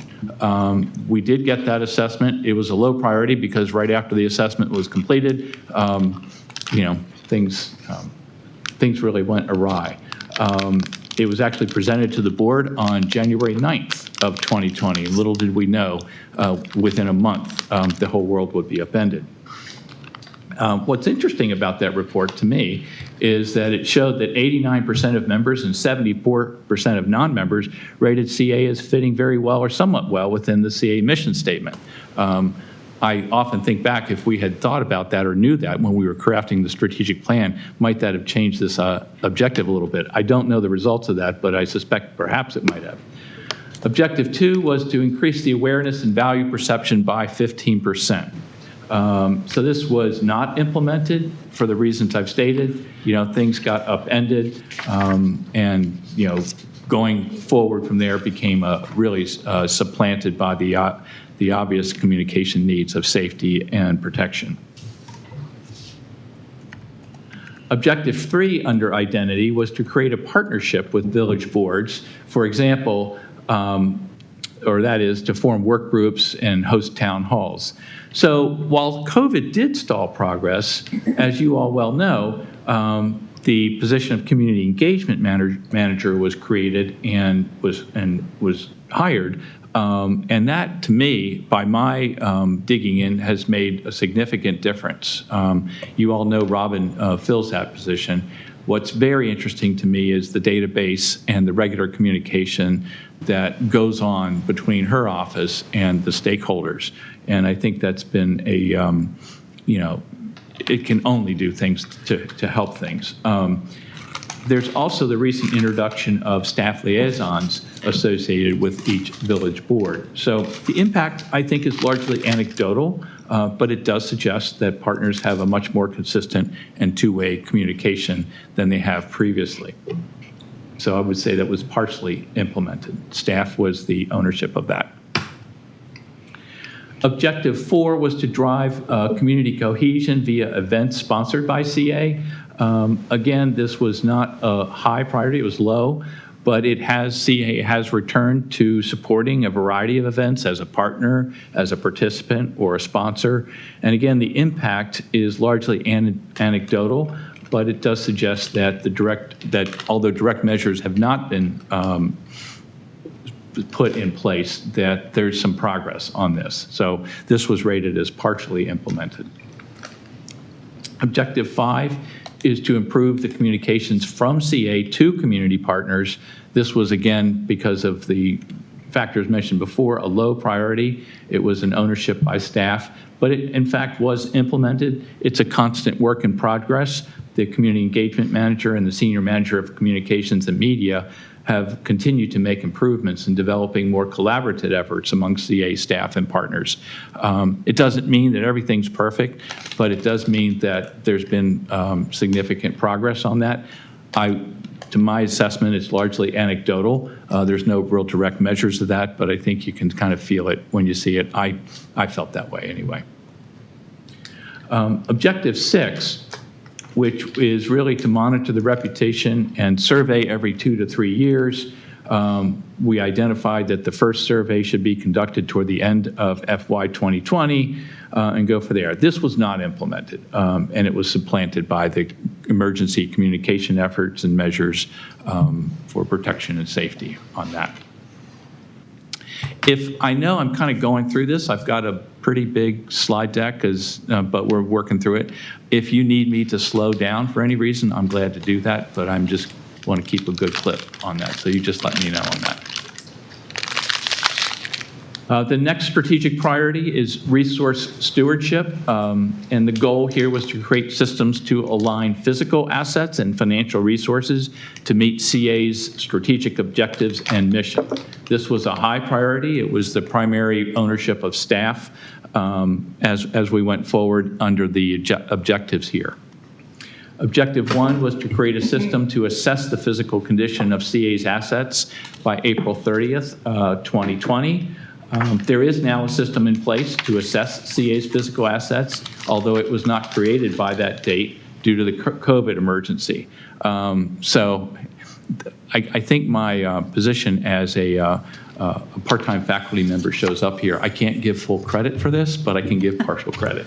So, the impact to me has been improved. There's an improved vulnerability assessment and the improved ability to target and publicize areas vulnerable to flooding and to list CA assets that are vulnerable to flooding. Objective 2 was to create a system to evaluate the community impact of CA's assets, and there is now a system in place to evaluate the impact of assets and prioritize needs. This was fully implemented. The impact is on capital and operating budget.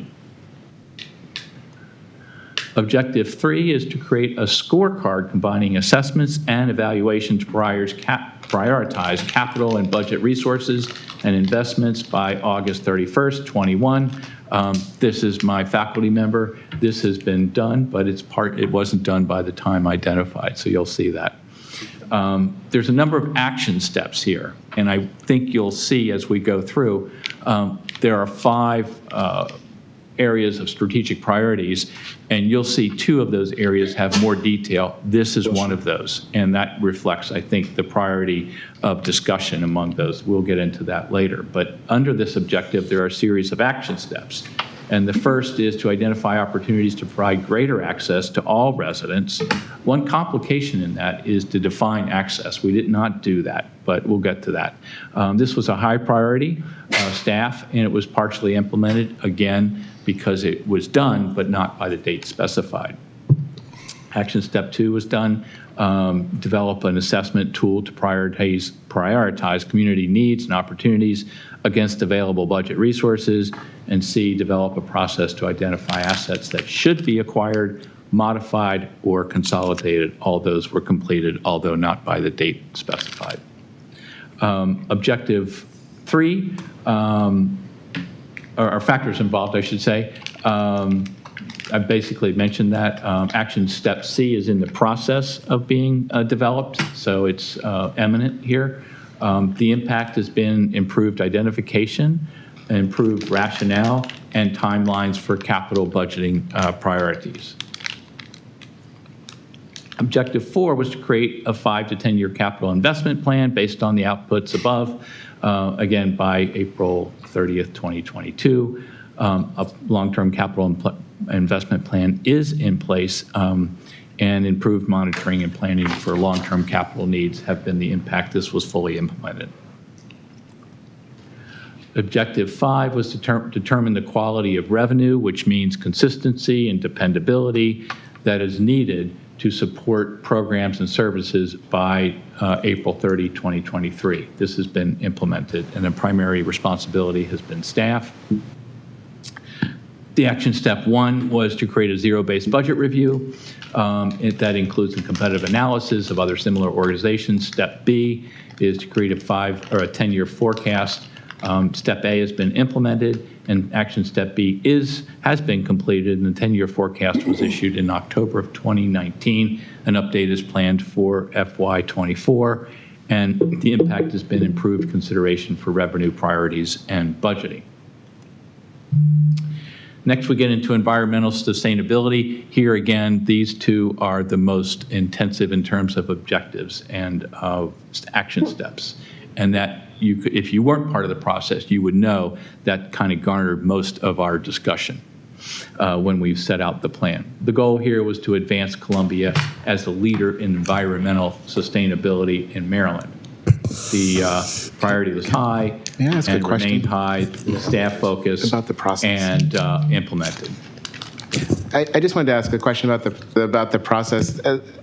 In looking at the material, everything that we're hearing has been written, and we've all reviewed the packet. I'm just wondering, is there, what are we looking to garner from this? Is there conversation or summary that we would like to have? And I apologize for asking a question I'm not supposed to, but we're literally going through the material, and I just want to get some clarity on that. So, do you want me to take that, or do you want to take that, Andy? I'll let you start first. Okay. So if we were in class, I would ask for a show of hands, how many completely have read the material and understand it as well? Oh, I mean, I read it, yeah. I read it. Said if. Okay. We're not. How many have okay, so if everybody has read it and understood, I don't need to go through it if you don't need to go through it. The question always is whether everyone has read it and has the same understanding. Yeah. That's what you're saying. That same understanding is never going to happen. That's a little bit. Well, I think that also, if Griff's going to move forward, but I do think lessons learned, I think there should be some discussion around that. Yeah, I'm glad to get I think to that. that's important. I would let Griff continue. Yeah. You might want to kind of breeze through a little bit of the slides since supposedly everyone's read them. Okay. So I'm glad to do that. So you all are going to get A's, by the way. Thank you, Griff. Let me just breeze through this. This is a lot of detail, but it was implemented. Advocate and support for multimodal transportation. This is basically baked in your operating process. Factors, these have been put in place. The impact is the climate vulnerability assessment, and as mentioned before, improved ability to target and publicize areas vulnerable to flooding and other environmental areas. Advanced sustainable land use practices. This was implemented largely responsibility of staff. Objectives here, best practices, enhance open space management, advocate for its advanced stormwater management practices, and reduce stream erosion and flooding. These continue to be implemented. So it's not like you're done, and you all know that. How to assess this objective has been an ongoing conversation and still being worked out. So that's not tied in a neat bow on that. Objective 3, educate and connect citizens to open spaces and best, this is staff and done. Again, a whole host of action steps under here to partner with villages, develop engagement programs, and effectively promote activities and performance associated so you can, involve others with that. This has been implemented and continues to be.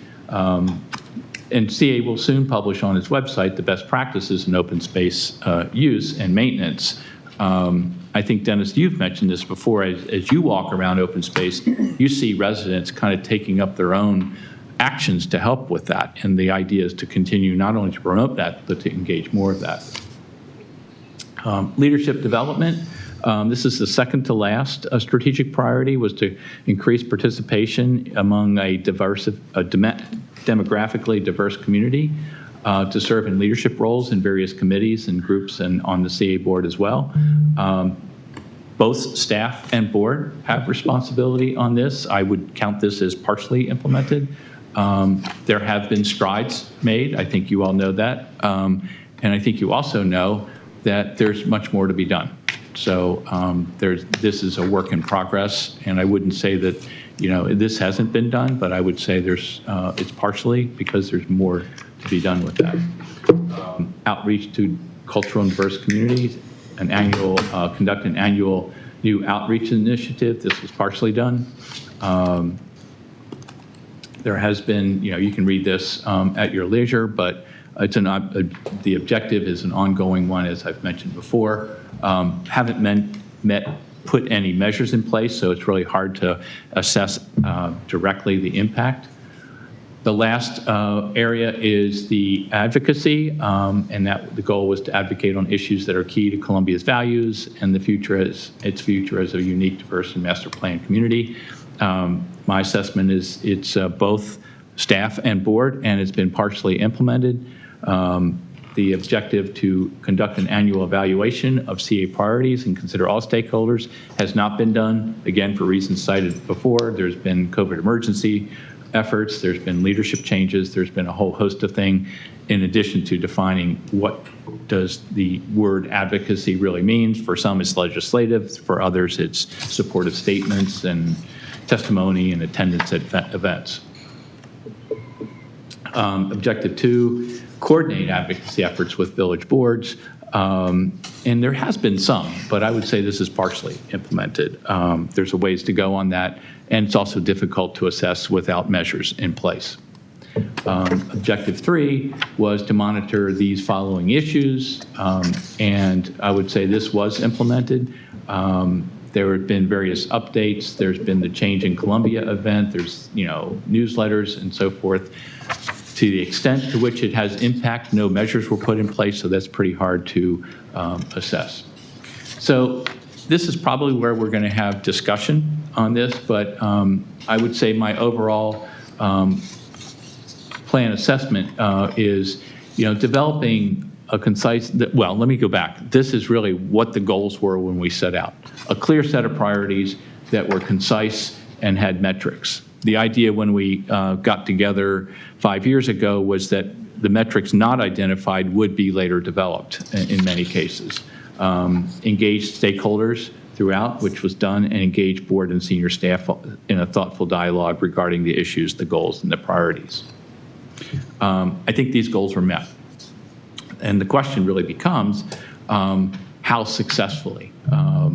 And we added a step in the early part of the strategic planning process last time, and that was we had some sections where we had actually resident input as we were looking at the strategic priorities, and those of you who were involved at the time remember that. What that did was obviously engage them. It also meant that the process took longer. For some, it seemed to take too long, and for others, it was the right thing to do. So I don't know that there was a general agreement on that, other than we came to that conclusion by consensus. The plan was interrupted by COVID. You all know that. I think one thing that I would say is the fact that you've emerged out of COVID in such a financially strong way, as well as just being able to pick back up on this.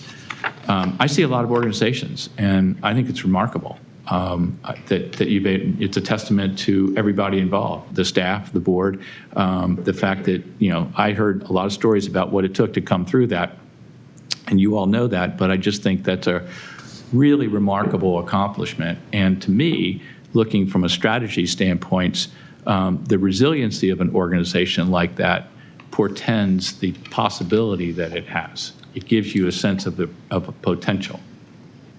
I would also say the awareness of the plan was highest among staff whose priorities it involved, and outside of that, it was very low. It was just, some people, and I think members here, we have a strategic plan, so not everybody knew it. Not everybody who was on staff knew it. Not everybody on the board knew it. Not everybody on the stakeholders was aware of it. I would call the awareness level very low. There's a lot of reasons behind that, but I think there's that was the overall aspect of that.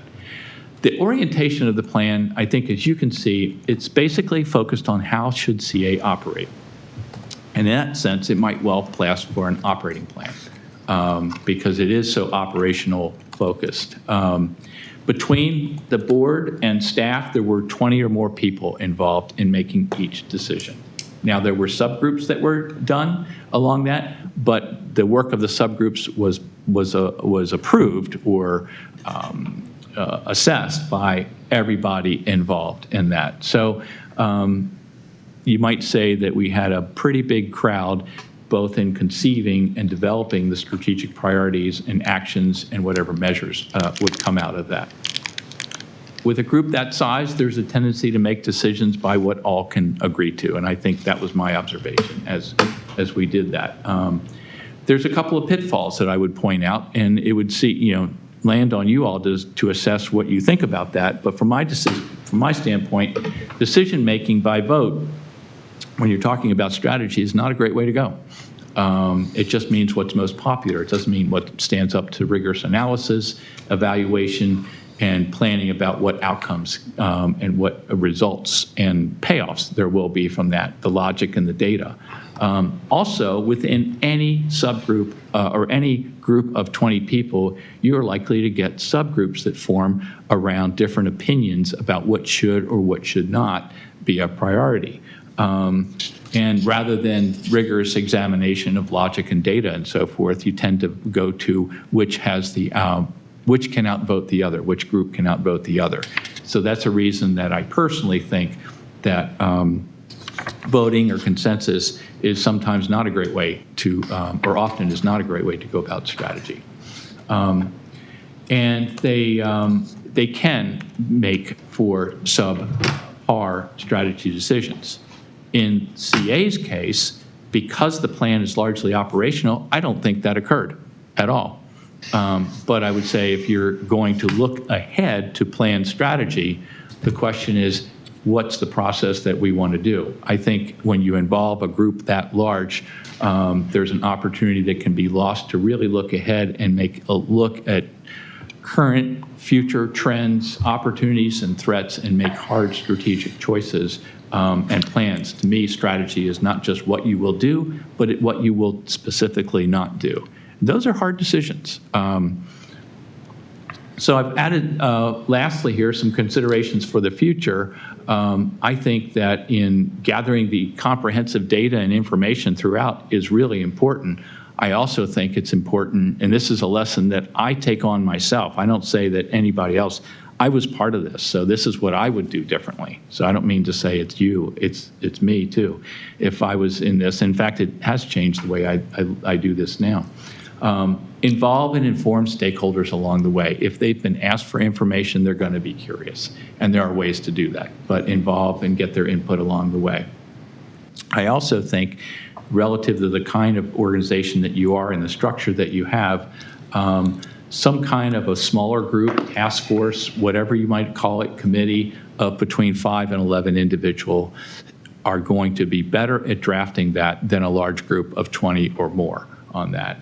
There's a number of reasons for that, but before I get to that, I wouldn't want to rule out, I would still recommend querying stakeholders and involving them along the way, but a small group is going to basically, on average, be a better decision-making body.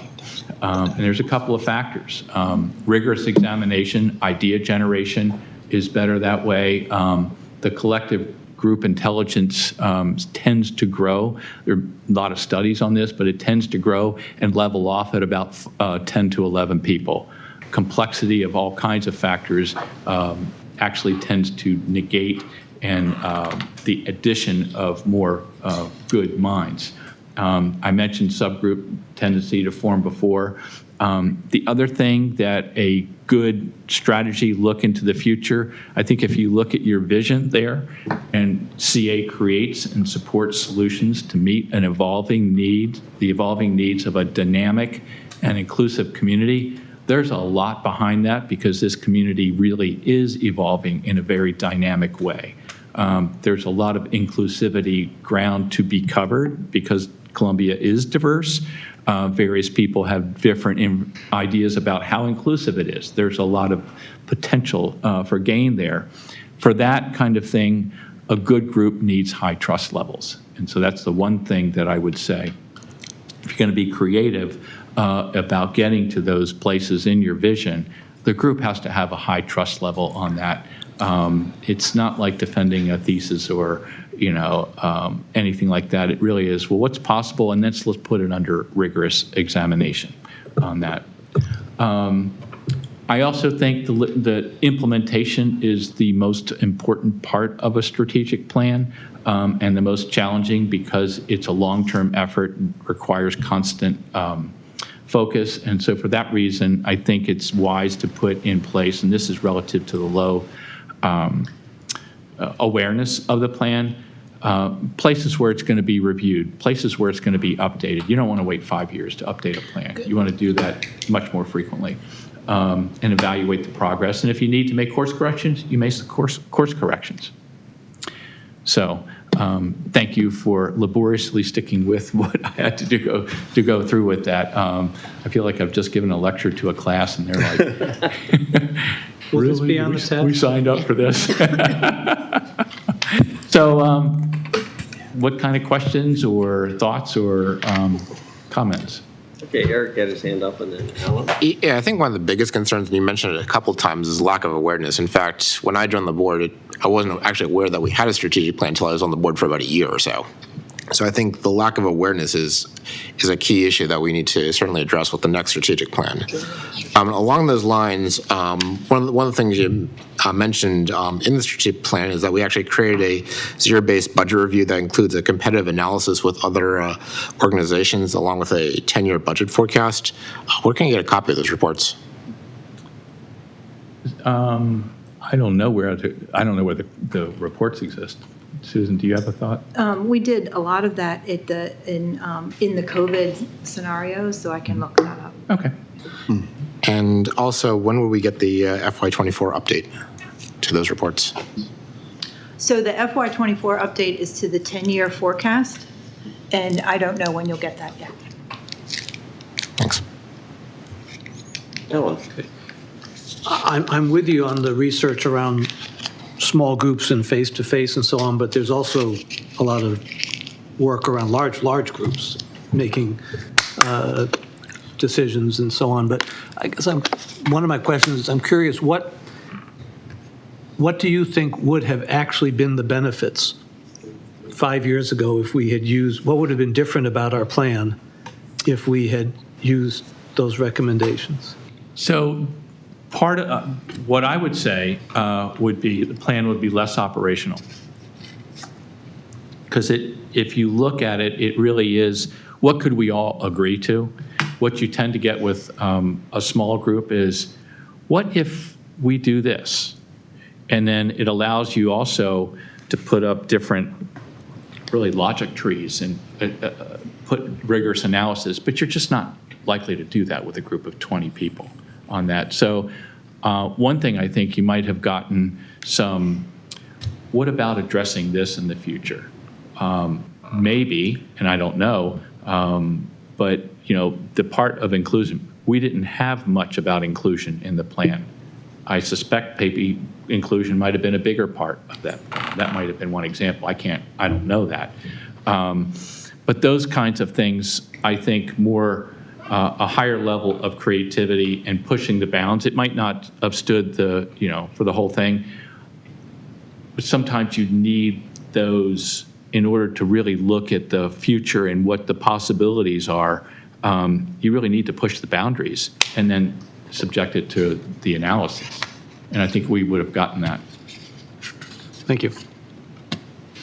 Karen? Yeah, I was just going to ask you about your stakeholders that were interviewed for the current strategic plan, and was anybody from the board included as a stakeholder? I mean, one of the things that I see is it being operational. This is just my observation, is that sometimes when you're in operations, you think operationally, you think tactically. Right. And so the board is supposed to think strategically. And so was anybody from the board engaged as the stakeholders when the strategic plan was? So I definitely think they are. I didn't ask you all because I had my answer. No, that's fine.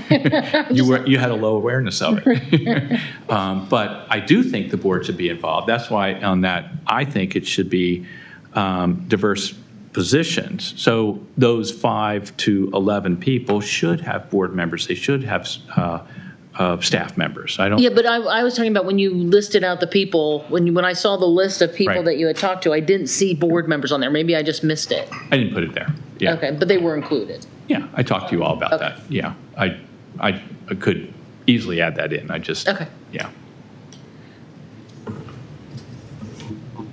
No? Nobody else wants to add something? One of my early questions as you were going through it was, given your rubrics, was just a thought question. Could something have been fully implemented but done badly or failed in its implementation? And then you got to CA's advocacy for stormwater management practices. And I have nothing but respect and admiration for the efforts that CA has tried around stormwater management, but clearly it hasn't worked. So I'm just curious about placing that in a fully implemented posture. The effort is there, and I think it was interesting to me to hear the residents speak out this evening. I think you can say that the effort to implement it was there. I think whether it is successful or not, we don't have measures to say one way or another. Well, actually, we do. I mean, there are outfalls, and there's ways to measure the stormwater that runs off people's yards and so on. So there are ways to measure that sort of thing. Yeah, but I like what we heard tonight. I don't see any of that in place. I see the efforts in place, and some of those are long-term. I don't know how to assess that, and maybe somebody else does. But for me, I didn't see a way to say that this has been effective, or it hasn't been effective, or it's been partially effective, or something in there. I don't have a way to do that. And I don't mean that it can't exists somewhere. I didn't find it. That's a good question, but I don't know how to answer that. On a different area, you had both, and I agree, both board and staff being responsible for improving diverse leadership within Columbia and CA. I'm wondering how you measured the board's efforts around that. So this is my benefit of the doubt side of me. I think you all have made efforts, and there's no measurement in place to say. So I don't know. I don't have anything to compare that to. I know people anecdotally have gone out and done that. Do I think it would be beneficial? I do. I do think it would be beneficial to set some measures in place. And not just how many diverse people of diverse backgrounds are involved, but how do they feel about their inclusion? You are in this business, so you know this very well. To go several steps into it, do they feel welcomed? Do they feel as though they're making a difference? Those are measures that I think can be done.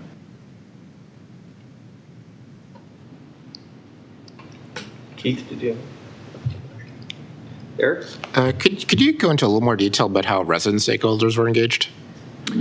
Resident stakeholders were surveyed. There was a survey that went to every resident in CA. And then there were focus groups done at the village level. So what percentage of residents responded to the survey? Well, I can find that out, and I don't know it offhand. Yeah, I'd be guessing if I know, but I forget what the percentage is. I don't even remember. But ballpark? What's that? Do you have a ballpark guess? The problem is you're dealing with a faulty memory, so I could give you a ballpark. Hopefully somewhere the narrowed likelihood into of it 100. being accurate is pretty low. But I can look that up and get that. Thanks. Yeah. Guy. Was that really, really long survey that we got through our villages that it took forever and it had like 26 answers that we were supposed to rank order? He's got to disavow that now. I wish I knew, but again, I can find out. I forget. It was 2 or 3 years ago. Yeah. This would have been 5 years ago. Right. Part of this, remember, is this occurred over a 5 to 6 year period. So some of these surveys were done preceding most of the current board members. I think there were only 2 or maybe 3 of us who. Well, are we talking about surveys to create the plan or surveys of how effective the plan has been? I was just talking about general surveys going out to residents. There have been a number. But that's not all Griff's area. No, I mean, like the ones that Griff was referring to. So I did read through the presentation, report, the briefing here. So it sounds like one of the things the board has to decide is whether it wants a plan that is more operational, which is what our previous one was, or a plan that is more, I'll say, strategic, aspirational. And you're indicating that if you want to go toward, I'll say, the more strategic, aspirational, you need a small group to do that. You can't do it with all senior staff and all the board members and members of the public all sitting down like we did last time and expect you're going to come up with it. I think there are processes that can work with that. I don't think you're set up for that. So that's why I'm recommending and you probably know. I mean, you look at the library and the Horizon Foundation are doing very open-ended strategic plan processes. And those are very good ways to do that. They're set up very differently than you. So for those reasons, I think it's not going to work as well for you as it would for them. The other thing I got also from the report is we need a focus on making sure that whatever goals will come up, we provide measures for, and that we report it back to the board on a continuing basis. I mean, which is one thing we did not do, okay, with, the last strategic plan, nor the strategic plan before that one. Alan? Yeah, related to that, you said that, well, let me just make a statement. First of all, two statements. One is, I actually like the process we did, and I actually like the blend of strategy and getting down to operations that the current plan has, because if it's just strategy, then it's easy to say, well, it's all up there and there's no who's going to do what. And I thought it was a good blend. That's me. But you also said found that it was only senior, I don't mean senior and technically as we call them senior staff, but people with responsibility for those areas were aware of the plan, and people who didn't have awareness. That seems to me to be like built in. I mean, that's if my job is to do X, and that's my job. Some people's personalities have them see that as related to the strategy, and others say, no, my job is to push this paper from here to there, or push that lawnmower from here to there, and that's all I care about, and I love my job, and that's all I need. So are you advocating that board and or staff should have made more staff aware and constantly paying attention to the strategic plan? I think under ideal circumstances, the answer is yes. We obviously didn't have ideal circumstances for COVID, leadership changes, and a host of other reasons. But systems tend to work better when everybody knows what's the goal of the system and who has general responsibility, and how, for example, if I'm way down in how my responsibility contributes. Okay, I can buy that. Similarly, how would you rate, and if you said it, I missed it, how we as a board paid attention to the strategic plan over the last 5 years? Well, this is an area, if I wanted to be really politically correct, I wouldn't want you to be. Just be honest with us. I wouldn't want you to be. I'm not Can done. handle the truth. If you were if you were a class that I was teaching, I would say you've got some work to do, because you all weren't aware of it, and you should have been.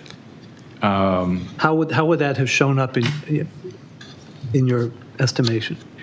I would say, as a board member, and I am a board member in an organization, I want to see something at least on a quarterly basis. How are we doing? And if we're not on target, what do we need to do differently? I just want to keep eyes on it and just ask those questions. I think it's too much every month for an $80 million organization, but quarterly, yeah, I think you could do that. Would you tie management goals to the strategic plan? Well, I think yes. If I have a management responsibility, it certainly ought to align with that. Okay. Thank you. Eric and then Bill. Yeah, I think one of the things we need to do in the next strategic plan is better define stakeholders, specifically resident stakeholders. And we have a population of 100,000 people, and that's a pretty diverse population. So it's not just resident stakeholders is one big box, and we've got people from 10 different villages. We've got families. We've got people that are homeowners versus renters. We've got people with small kids, people that are seniors. So we've got a lot of different categories that we need to take into account. And just lumping all residents into a bin, just residents, I don't think is sufficient. So I think in the next strategic plan, we need to better define resident stakeholders and what is necessary strategically to provide for all the resident stakeholders. Mm-hmm. Bill. And just a couple of quick observations. I think that the low awareness here at this table ties back to another comment that Griff made earlier, that the folks that had things assigned to them knew a whole lot about the strategic plan. And in watching the review, and thank you for the presentation, although there were a lot of slides, they flowed through and they were very helpful. I noticed that we got to like the 39th slide before the board was actually involved. And that may just be the way the thing was set up. But there were no slides in which the board had sole responsibility for any strategic plans. So we need to get the board directly involved in some part of this strategic plan so that we have awareness. That's going to be probably the easiest and quickest way to do it. And then from there, we got to look at a couple of things. I think, first of all, we're looking at numbers, which are good, but I think we need to look at rate of change, how quickly things are changing in this town and how slowly other things are changing. That's the only way that we're going to get on top of strategy, is we got to figure out rate of change. I think we need to start with the bigger question of how can this corporation better help the people and the community of Columbia, and start there. Go really big with the first question and then break it down from there. Those are kind of my first thoughts here. Dennis has Dennis has his hand up. Sorry, yeah. So suppose staff puts together what we might call best practices, that we would come back to the board. So this is a really difficult conversation to have to move this forward. And I feel like, not that we're floundering, so to speak, but it's not something that we do every day. So working with Griff and others, staff would bring back what we think is the best practices plan to move this forward. And whether, we might not think it's 20, but whatever it is, it's something for you to respond to as an action plan to move this forward. Otherwise, I'm not sure where we're going to end up. And you're specifically talking about coming up with a new strategic plan? Well, the How we're gonna do mechanism that, to right. get to that plan, not the plan itself. Okay, I just want to. That's different. All right, before I let Alan go, Lynn, anything you want to? Yeah. Sky. Just kind of piggybacking on what Dennis had put together, is there some way that we can put together a statement that we can put to staff that we can vote on at the next meeting so we kind of officially endorse this thing going forward? Would that make sense for the board? Is that? You're talking about 2 weeks from now? Yes. What is it that you want to vote on? We can put it on the agenda as an item to be voted on. As far as what the statement is, we can work that out before the meeting. I don't know if it necessarily has to be. I'm spitballing here, but I'm trying to, that would give us the August time off to use that time effectively.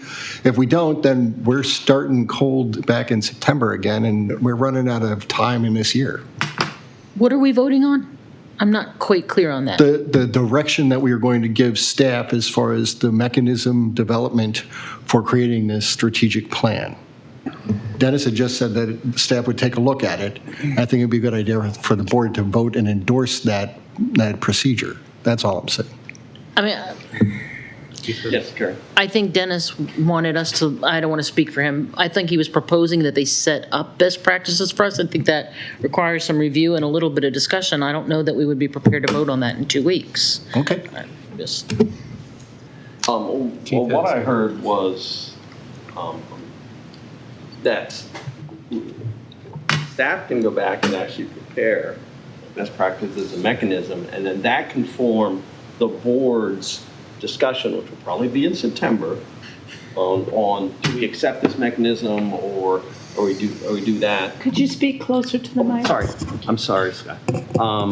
Yeah, so what I think I understood from Dennis is that we just have staff go back, prepare a mechanism and best practices way forward and present that to the board in September, and then the board will decide whether they like that or if they want to modify the process or something, but that gets us moving.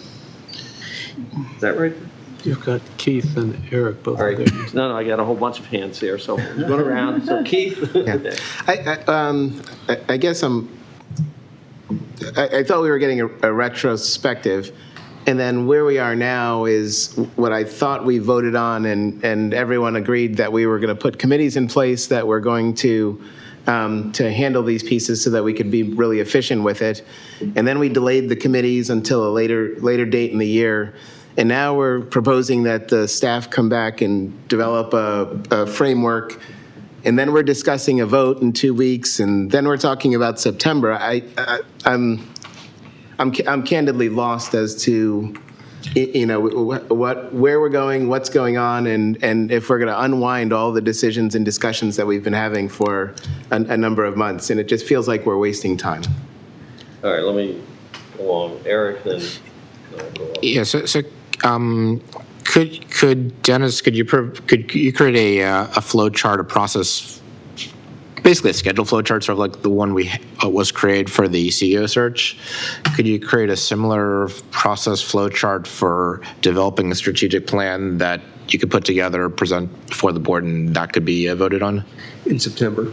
And yeah, in September, but considering it's July now. Karen Reginald. Yeah, as the staff is coming up with this, is Griff involved? Or Yes, okay, that's good. the intention. I just wanna make- I haven't talked I didn't want that. Right, I haven't talked to him yet, but yes. Okay, good. Reg? Wow, I was sitting here waiting to get picked, but finally. Yeah, you need to look around a little bit more. But anyway, I'm afraid that if we just look at this again and review it again, we'll never get a strategic plan out whatsoever.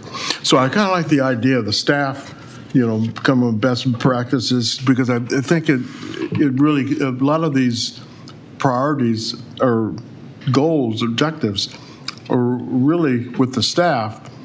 And so the staff is the best ones to come up with that list, like you said, the best practices, so that we can, and then bring it into a package so that we can vote on it. Because otherwise, we're going to be sitting here, it'll be next year in May, and new people will be coming in possibly, and we'll be wasting time. I think we just need to, start acting on it. And it's a good presentation. I did enjoy it. Thank you. Thank you. Alan? Couple of things. And then I'll ask I Chris. do think the board needs to be, this is responding to you, Bill, I do think the board needs to be way more involved than we were in monitoring and doing our part in the strategic plan and holding people responsible. I would not be in favor, I think it gets us operational if we're then supposed to implement some major chunks of it, unless it's just in those areas, the oversight and so on. I do worry that we're talking about two different things right now. One is the way to get to the plan, and the other is the plan. So I think it's going to take some time to get to the plan, the actual plan. A strategic plan that's put together by the staff getting together and saying, this is what we think, is only going to be a partial plan. It's not going to be a real strategic plan. So I think we need to have more than that in it. And my leftover question to you, Griff, is I get why voting in a large group massages differences and gets to what's most acceptable, but you also added consensus in there, and consensus, it seems to me, is about people actually agreeing. And I'm wondering why, if you don't think voting or consensus is a good thing for a group to do to get to a decision, what processes would you suggest, however big the group is, that it would use to make its decisions? So what I mean by consensus is like going right to voting, or we have this and let's vote on that, or let's go around and see if we have consensus on it. I'm much more in favor, and boy, I hold myself accountable to this too, although we might still be here doing it. I think each strategic area ought to stand up to a real rigorous analysis of every plan will have assumptions. So identifying what are those assumptions, what do we think, it's almost like a logic tree sideways, and really going through each part of that and making sure that we have the logic and data that actually feeds into where we think we should be, rather than going to how good of an idea is this? I would agree that identifying assumptions was a missing part of our process, absolutely. Yeah, I think definite identification, and I think largely, I mean, the operations of the organization carried forward in remarkably resilient ways, as we talked about. But real strategy is about that vision, and those are different decisions. Mm-hmm. All right, Chris. I haven't offered Chris any opportunity. Chris, anything you want to say? No, I think everybody's covered everything that I had noticed during the presentation and was going to ask about. So I appreciate everyone covering those bases. Very thorough. We'll do Keith and Dennis. I'm going to go back because it was sort of passed over in the rest of the conversation, but I think this is part of the challenge when we're sitting around the table, and it's part of the challenge potentially maybe with 20 people or 10 people. We spent a significant amount of time, and we're getting ready to do this in a little bit here with some other pieces. We spent a significant amount of time debating, discussing, writing, drafting, understanding how we were going to handle the strategic plan. And then today, we are basically unwinding all of that conversation that occurred as part of votes that happened by the board after significant discussion to establish a committee and a whole system of committees being side by side so that we could have appropriate discussion and dialogue. And we're very quickly going to just unwind what the board said. So I'm fine. Reg, I like your idea of the staff going back and developing something. I think that's a very efficient way Dennis's idea to go back and do that. But I just want to make sure that we are clear in what we're doing, in the sense that we've unwound board decisions around things that we committed to in terms of process, and that's an extremely frustrating situation because it feels like, and I'll just speak for myself, it feels like it's a little disrespectful in the sense that you're taking board member time to sit and discuss these issues ad nauseum, and then and single-handedly we're going to make a different decision to unwind all of that, and that's a frustrating aspect for me. So, Keith, did you read Dennis's memo? That I didn't. I read No, Dennis's memo about the committees. About being delayed? No. Oh, okay. Well. Okay. Sorry then. Sorry. We can talk afterwards, but yeah, Okay. there was a memo that came out.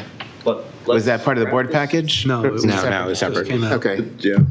I can't keep up. I can read the board package. I did my homework. I spent the time to do what I did. I listened to the package again. I'm missing some components. I spent a significant amount of time making decisions and sitting here discussing all of these components. All of that was apparently wasted, and here we are. So that's, if you sense a little frustration, we spend a significant amount of time as volunteers to come here and then to have this be the outcome. So. And if I can sort of address some of your concerns, I think the key thing that I'm looking forward is having a schedule and a schedule and a process in place, so that just like the presidential search, that we have that flow chart schedule that at this date we expect this to happen, at this date we expect this to happen, just so we have some recipe that we can follow. If I can just address that quickly. Those were all discussed as we were discussing these committees, and then the committees got delayed. The committees were supposed to establish the process and the structure for moving through all of these pieces. That's what we agreed to. We had a lot of discussion about that, and now we're unwinding a process. So we spent the time, we invested our energies, and here we are. I look at that as probably 4 or 5 hours of our time that's just been thrown away. No, I completely empathize. That's just. Dennis, you close it. So last comment is that I didn't get a board vote on the retrospective, so I don't know that I need a vote on the retrospective. So we'll just move that forward. I mean, what I've heard is that generally there is consensus. This is a good idea. By the powers vested in me, we'll just move this forward. And you don't need to take up board time and vote on it. So we'll just see something in September. Yes. All right. Thank you all. Thanks, you. Thank you. Thank you, Griff. Thank you. You guys. Thank you very much. All right, let's move on to the ethics panel enforcement policy discussion. Dennis, would you like? I'm going to take a break. So a quick overview. We the board approved the code after a lot of deliberation and after what might be 16 or 17 months. And that we heard what was said about the enforcement policy and about the panel. And Jackie and that team put together or made some changes. I think they make sense. For instance, it is now disinterested attorneys that make up the ethics panel. The panel makes decisions, but they don't take action. Action is taken on the part of the disinterested board members. So we took what we heard, and I think they were good comments, and I hadn't thought about for instance, you certainly don't want the same attorneys who are sitting on the panel to recommend work for themselves. Nothing against attorneys, but you just wouldn't do that. So with that being said, the packet included the revisions that I just discussed. Jackie's here, Topper's here, and we can answer any questions. But I think we addressed most of the concerns the board had, and we'll see. All right, let's start with ethics panel charter. So there was a proposal. Comments, questions? I guess I'm still not, you got close to it a few meetings ago, Dennis, when you said you thought it was something you could handle, but I'm still not clear why we think lawyers are the best people to be on this panel. I agree. Secondly, I'm concerned about that we'd be paying people an unknown amount for this service when we could probably get community volunteers to be part of it. Third, we still have the problem of this interest and disinterest in terms of I'm concerned about it in terms of there's interest on the part of both the person making the complaint as well as the person being complained against. And what do we do when it's a large number, which we have had? This is not a hypothetical, of board members who are being accused. So I'm not completely satisfied with this yet. Karen, you had some. Actually, Alan has already said all the things that I was going to say. So thank you to the staff for putting this together, putting the effort in, for putting the ideas out there. But I don't think we need to rely on attorneys. I agree with Alan. I think we have residents, community members who are experts that we could rely on if we need a panel. So I don't want to waste time, but I agree with Alan. Eric? I also agree with Alan, but the question I have is who chooses the law firms? That's done through a IFB process, and CA would approve that just like they approve any other contract. So would the board have a role in that approval? No. Not unless it was decided on by the board. What does IFB stand for? Invitation for bid, IFB. Invitation for. So I would say a couple things. One, real quick, to answer Alan's question, is that certainly attorneys have training, and residents who are attorneys or who are who have some specific training might be good at this as well. We don't know until an ethics issue comes up whether or not they're disinterested or not. So you have who's going to decide who those residents are? Then we have to train the residents. You have to vet the residents, and you have to continue the training and call them up for something that never happens. Ideally, the committee only gets together to review the financial disclosures. Other than that, they never get together. But when they do, if you have a resident who is a neighbor to somebody or somehow associated with something, they may in fact be conflicted out of whatever the ethics issue is, and you don't know that until it comes up. So there is that to be said, and I can't imagine. I love this board, but the idea that the board would be able to, pick 5 people, 3 people, residents at large as a group and agree on that and who they are, I struggle with that. Sky and Lynn? I firmly believe that the 3-member panel should be attorneys. Attorneys have I don't want to say higher ethical standards, but if we selected residents, the pool would just be so great as far as experiences go. And other people have been much more eloquent than I in explaining why attorneys would be the best choice for this panel. They've had training. They are neutral by definition in their job. They can take one side or another, and their job is to argue for that side. Whatever side their client wants. As residents, we don't have that background or that experience, we tend to take one side and argue for that, and it's very hard to change our opinions. So I don't know if I'm digressing here a little bit, but I am all for an attorney panel. Lynn and then Bill. Yes, and I agree. This is a group that can be pre-selected. They are disinterested. You know, they're not part of CA. They can be disinterested, neutral parties, and I think that's what we need. We have bumbled along with the board trying to do its own resolution. And I think that's really been unsatisfactory. Take it out of CA to a separate small body.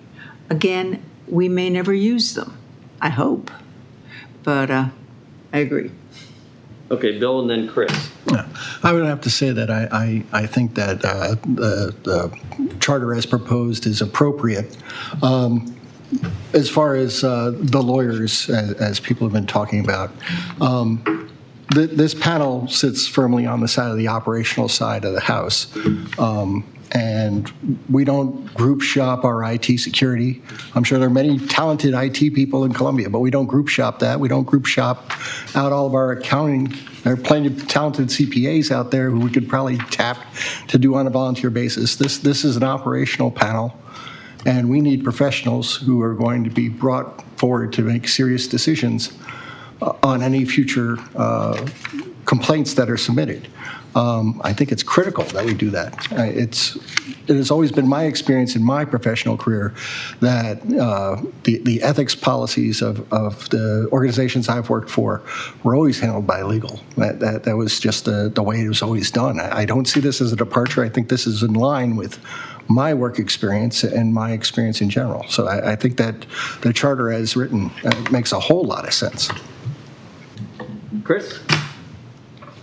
I'm just going to echo what Lynn, Sky, and Bill said. I think that people who have training and their jobs are to be impartial, this is the right way to go. With residents, I fully believe that, that there would be the capability and the wherewithal to do it. However, I don't think that we could assure impartiality as we could with the proposed panel. Thank you. Rich. So basically a question. This panel that's being thrown about back and forth, is the target of this panel strictly board members? Or is it, just let me finish, board members? Or is it for senior staff? Or is it for both senior staff and board members? You have to think about who's the target. Well, don't want to say target, but essentially this target. Does it include employees of CA as well? So we're wrapped around the axle on whether it's an attorney or whether it's a resident. And I think the last time we talked about this, I actually thrown in the idea of, what about having a member of the board on? And then, of course, that was quickly shot down. Said, no, we don't want anybody from the board. And then I think we mentioned somebody from senior staff. But we've got to do something. It's been, 17 months? 17 months. We've been kicking the can down the road. We have to figure out what do we want to do. I don't have an easy answer for you, but I tell you what, we need to decide: are we going to have this committee? Are we, is it going to exist? If it is going to exist, where are we going to, who's going to populate it? Who's going to be running it? And is it someone we can trust, someone that we're going to lean on, or is it someone that we're going to take throw a coin in the air and hope we did it right? But no matter what, we can't kick the can down the road anymore. We make a decision or we just forget the whole thing. I mean, that's what it comes down to. We either make a decision or we say, scrap it, we're done. We're not going to do this at all. And then we got to think about the consequences of doing that. Okay, there was some. Well, I just wanted to answer the question. This panel would only address ethics complaints with respect to board members and senior leadership. Oh, I knew that, sir. Okay, I thought you were. No, I'm really. If I ask a question, I already know the answer. And our recommendation as to lawyers, I mean, staff pushed back on that hard, I think anticipating some board members wouldn't care for that. But lawyers are trained in doing it. There are probably plenty of investigations in the HR group that you never hear about or see. They all go to lawyers. They're done by lawyers. It's a discipline we know. And this process is intended to have 3 disinterested people available to respond quickly and avoid the time consumption of identifying disinterested other people. Have that work is done, and there's an ability to respond to complaints quickly, expeditiously, and move on. Okay, Sky, Eric, and Alan. We all come from villages, and in my village 2 or 3 years ago, we had a couple of possible conflicts of interest that we turned over to our general counsel for an opinion. We had something similar more recently, and it was my suggestion to again turn it over to a neutral party, our general counsel, and that was not done. The board did not agree with me. I still believe it should have. I believe that those attorneys on the panel or our village's general counsel are neutral. They do not know the personalities of the people involved. When you know the personality of somebody, you subconsciously weigh their personality and your years of being friends with them or knowing them, you weigh that against one particular situation. I believe that 3 attorneys on the panel will always weigh. They will not know anything about the person. They will only make their decision based on the facts of the case, and that's what I feel most comfortable with. Eric and Alan. So I'd say this. It's clear that the ethics panel, as written, would deal with senior staff and the board. And from my perspective, I think I'd feel more comfortable if it wasn't just senior staff making the decision of which firms would be placed, but there should also be board approval of those firms. So that way, the decision of which firms are the ones that are participating, it's a joint choice between both senior staff and the board. Alan. Couple of questions and a comment. Is it contemplated that we'd be paying these folks a retainer to be on standby at all times? I'm not sure how that would work. Oh, we have to pay them. Training people and vetting them costs money also. Right, but would we have to pay them for months that they're on standby but not active? I doubt it, but that would be subject to negotiation. I can't imagine that we pay them a retainer of $5 or 5 hours a month. We would just pay them for the hours that they work. Okay. It says in the summary that the panel's recommendations are proposed to be final. It says that the panel's conclusion is final and the panel's recommendations are final, but then it says the measures taken are decided by either the president, CEO, or the disinterested board members. So what would the panel be recommending that wouldn't be a measure?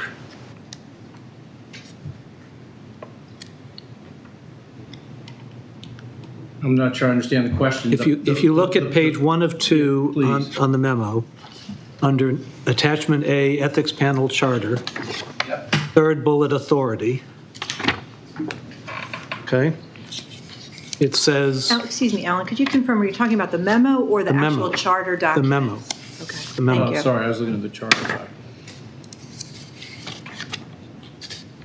It's page 1 of 2 of the memo, towards the bottom. Last bullet. It says the panel's conclusions as to whether violations occurred is final, and the panel's recommendations are final. And that sounds like those are 2 things. Conclusion and recommendation are 2 separate things. But then it says in the next sentence, the measures taken are decided by either the president, CEO, or the disinterested board members. What is, I get a conclusion, I get a measure. So I'm not clear what a recommendation would be that would be final. It's not a measure. Let me direct you then to the ethics panel charter, and I apologize because this is not paginated. You go to the ethics panel charter, go to the 4th page of the red line version. Give me a section, Which please. article? So it is section 1, the sections are lettered. Section E. Section E, paragraph 1 of section E. Apologies. Got it. And go to the penultimate paragraph of that, item 1. It says the ethics panel will prepare a report of findings and conclusions Wait a minute. and may provide recommendations. The next paragraph says if the ethics panel determines that a violation has occurred, the ethics panel may provide recommendations for corrective action. Those are recommendations. But it says they're, So in the it's- memo, it says they're final. So it's board action. So I would say you're going to vote on the charter, not on the memo. So, if you, I don't know, we could do some correction of the memo, but the charter is what will govern. So Alan, the way I'm reading this, and you may have a different interpretation, but the ethics panel makes recommendations, but it is up to the board or the president as to whether or not it accepts any of those recommendations. So what does it mean that their recommendations are final? That's That all I means was the trying to. panel. Well, there's not a process. There's not an appeal process. When you engage a law firm to do an investigation, that law firm decides. It would be responsive to your needs in terms of timing, but it would decide what it wants to do, how it wants to do it, who's going to interview whom, the nature of the reporting process, the results, not who gets it. But that's all a process that lawyers do. And there's not going to be a process for an appeal. There's no arbitrator to go back to. I think that's what was meant by. Well, I get that in I get that in terms of their conclusion as to whether a violation occurred. But it sounds like there is not an appeal, but the next step in the process is either the CEO or the disinterested board members will decide whether those recommendations are carried out. Yes. That is correct, and that's what's occurring now, essentially, if there was something that was I get contracted that, but out. it's just, the memo said they're final, and I just couldn't wrap my mind around that. We're focused on the charter. Okay, so we are clear that recommendations simply go to the appropriate thing, and then the decision as to whether or not to implement or accept those recommendations is either the president or the board. Okay, I get that. And I still have a concern about this question of interest and disinterest. I have a question for you, Bill. Yeah. You seem to be clear in your mind. You said, I think it's clear or firm, whatever, that this is an operational thing. And I get that it's not a strategic thing, but I don't get how this is an operational thing. Well, in hearing the comments that the board made at the outset here from you and from Karen, that maybe residents should be populating this board. I thought that this is more of a panel that is on the operational side than, say, like our, Aquatics Advisory Committee. We certainly have residents who are on that, who have different levels of expertise in aquatics, but the ethics panel, I think, is closer to operational than one of our advisory committees. That was the point that I was making. So I will say that I have seen enough. I'm not fully convinced that, while it may be that the world has become that this is what lawyers do, having seen several of these reports, I'm not convinced of the impartiality of attorneys any more than I'm convinced of the impartiality of school teachers or others, or the higher ethics. We just have to look at various attorneys that have paraded around that ethics on the part of attorneys are not any more substantial than ethics on the part of any other group of human beings. So it seems like we're going the most expensive technical route rather than the most human route. So let me ask, outside the composition, which is what we've been discussing, anything else in the charter? Yeah. Any comments, concerns, issues with? I mean, outside of the composition, everything else okay? Not hearing anything. Yeah, so there's a part in here about permanent removal of a board member. Right. Section. How do you permanent, I mean, What section is it in? I'm trying to find it. Oh, I'm sorry. I'm sorry. I'm searching all over for it because I want to ask my I think it's in that, question I think it's that same, The enforcement policy? That's not in the charter. That's not up for discussion? That'll be the next discussion, I believe. Is that correct, Mr. Chairman? Yes. I jumped ahead, sorry about that. There is a section. There's also a section in the. there's a section on the charter that refers Right to under it. that same, it's in that Right. same paragraph. Same paragraph that we were in before, at the end of the paragraph. It says, in the case of removal of a member of the board of directors, in other words, if there is a recommendation by the ethics panel to this board that a board member has so offended the ethics policy that that board member should be removed, that action may only be taken if approved by 2/3 of the disinterested members of the board. And that's consistent with the bylaws of this organization. That's what it takes to remove a member of this board. The board has the authority to remove a board member. The board has the authority, but I'm more concerned with I think it said permanent removal. Yeah, that's in the Later. That's in the enforcement document, yes. policy, yeah. You're right, sorry, that is. That's okay. All right. Just a process suggestion for later. It would be really helpful in these documents if they had line numbers. So like when you're doing a review, you can easily set that up in Word and other things where each line will help him, it will help us. Like the meeting minutes. Yeah. Yeah. Eric. Actually, I did want to, this is a technicality, but in the bylaws, it actually, under section 2.03 on removing directors, it actually requires a meeting of the members, which is a separate, same people, separate body versus a meeting of the board of directors. So it's actually a meeting of the members of the organization. So that's under section 2.3 on page 3 of the bylaws. Can I? I do have something to say. So when we talk about the expense, we talk about the independence. I'm specifically kind of reserving comment because I really want to get this through, and I don't feel that there's enough material, other than the enforcement piece that we need to get to. I don't know that there's enough commentary that I can add to, to substantially change this. But when we talk about the cost of attorneys and we talk about that, the amount of time that was spent surrounding ethics issues because of the way that we handled it, the process through which we went through to get an ethics document that we still haven't really formalized and voted on, and the attorney costs, legal costs that are associated with that, is so far beyond what it would cost us to have a slate of attorneys reviewing an ethics complaint in the future, which I hope are minimal.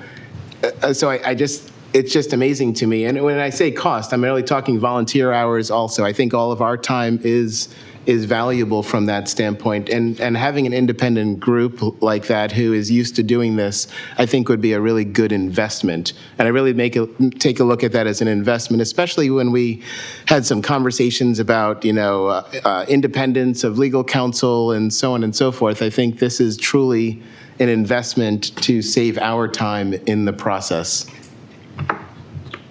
Okay, I actually have two. So advisory opinions on the panel. People can ask for advisory opinions.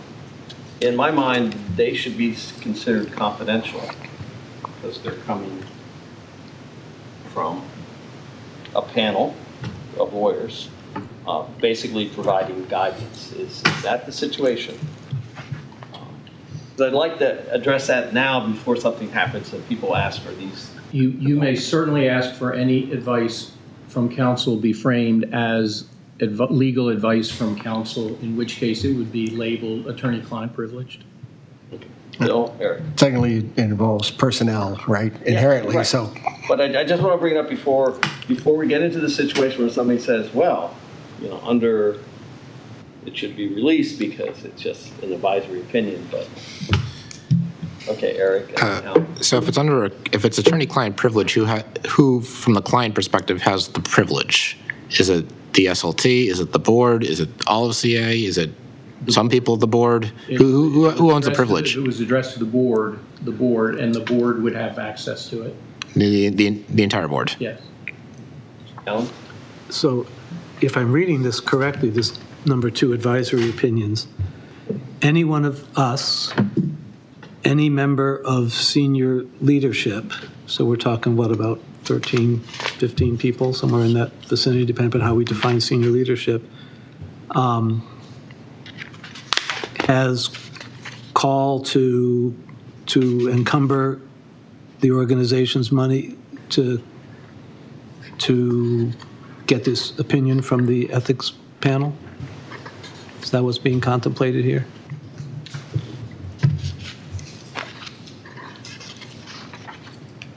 I think that we also have general counsel that we rely on. So I'll go back to the statement that Keith made, that the costs that have been involved in the discussion that has gone on for over 16 months far exceeds what I would expect would be incurred by having this kind of process in place. So, you're asking to anticipate so many different, like this scenario I'm just asking about the meaning. I'm just asking about the meaning of this sentence.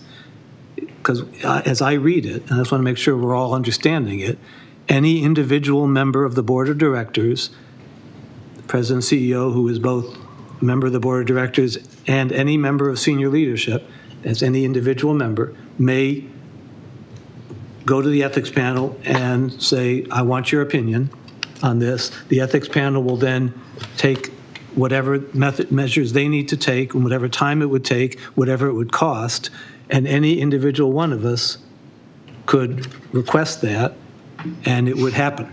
It wouldn't require a vote of the board.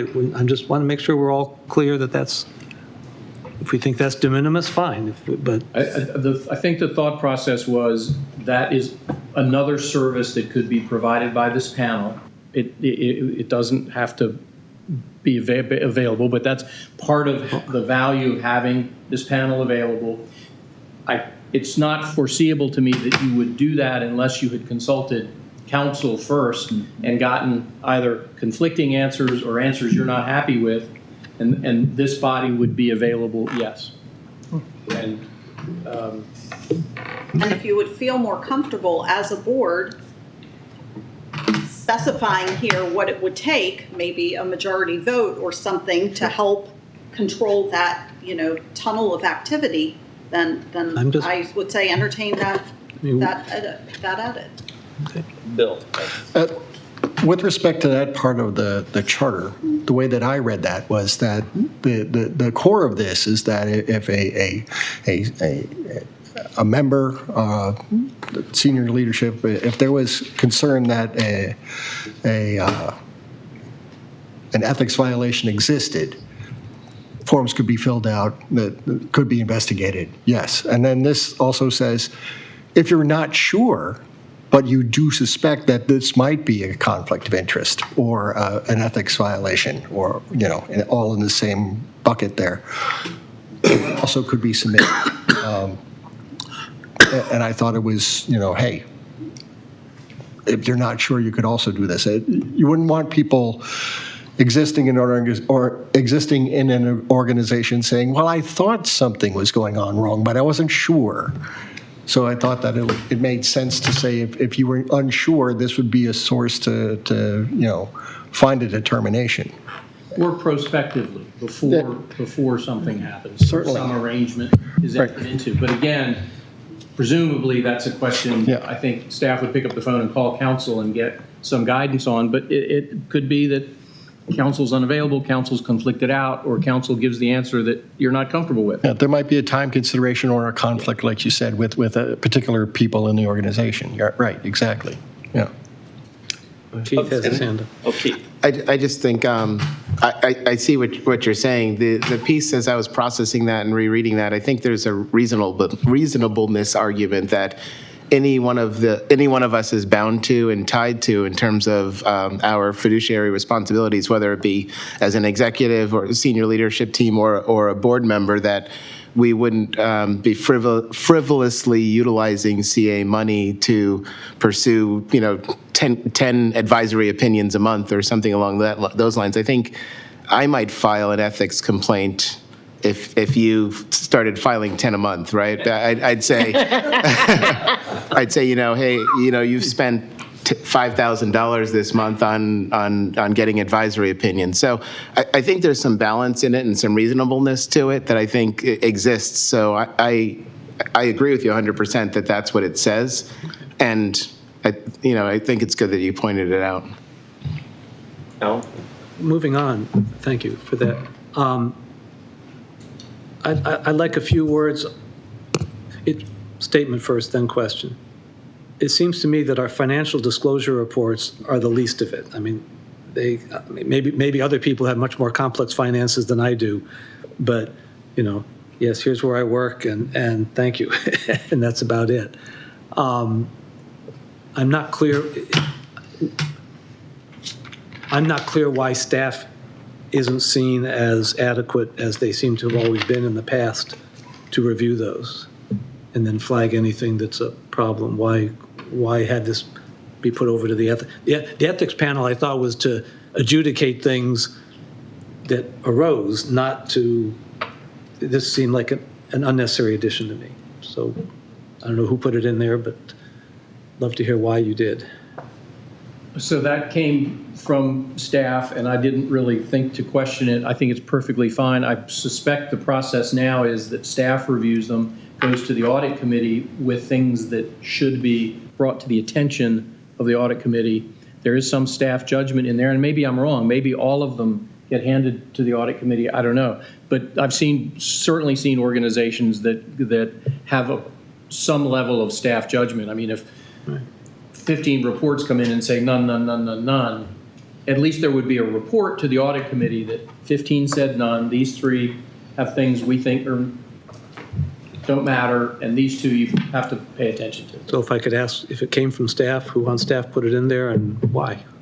Could have been in the model that we used to get started. I mean, there are organizations that have this sort of panel. I just am telling you, I didn't put a lot of thought into it, and I'm fine amending it to say, that's where staff would go with a report on.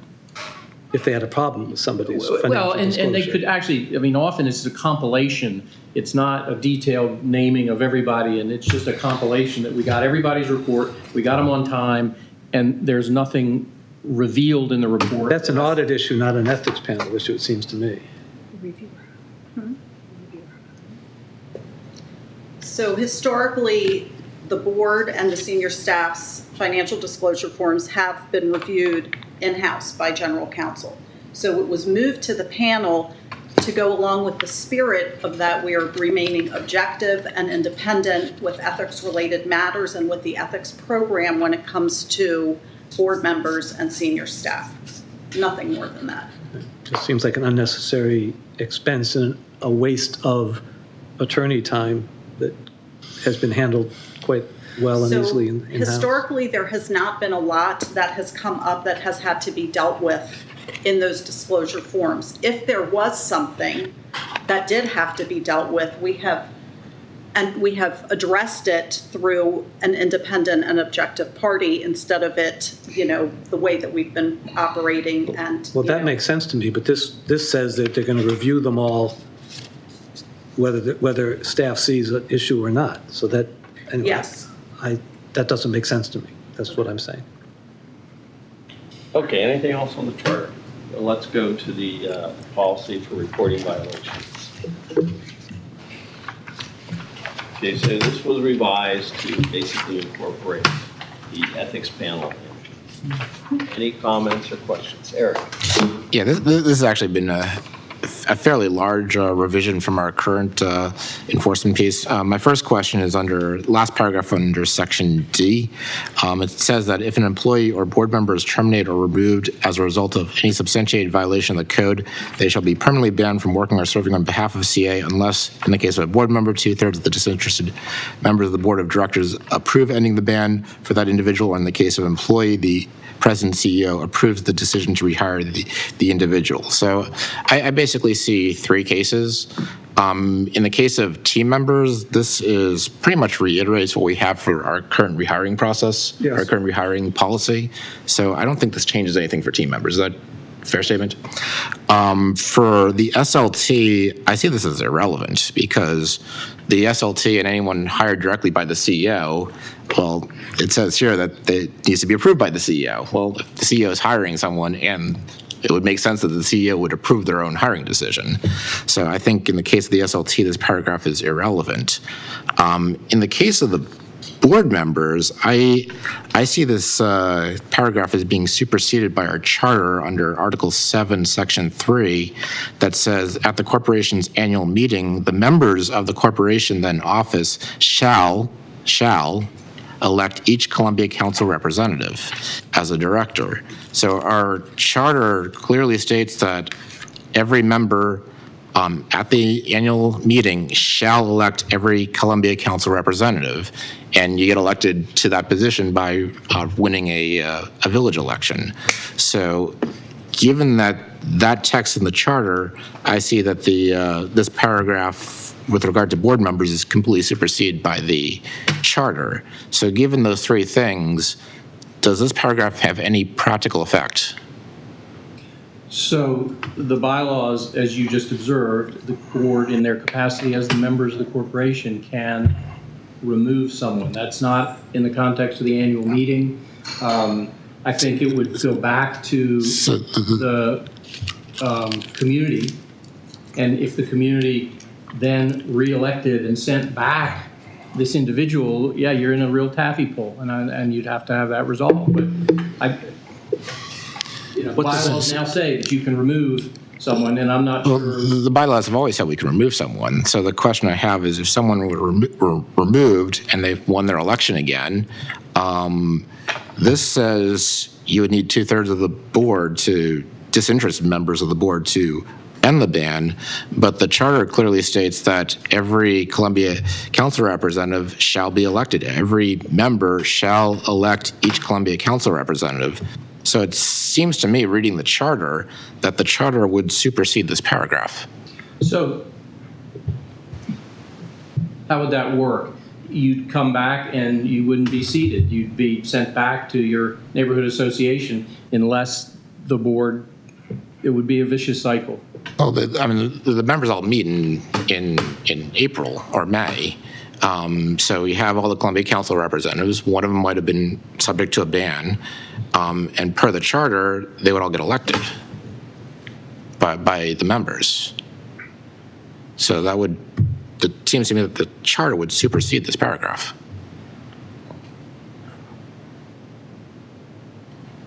I'm confused. Yes, it would be a vicious cycle. It would be a vicious cycle. You've been sent by your village association, you have to be elected, and the board would refuse to seat you. But they can't refuse. They can't refuse to seat you. It says they shall elect. The member, and it's not the board, it's the members that elevate the Columbia Council representative as a director. So, and the charter is clear. It says the members shall elect each Columbia Council representative. So I think you'd be in a real cycle of uncertainty at that point. I do.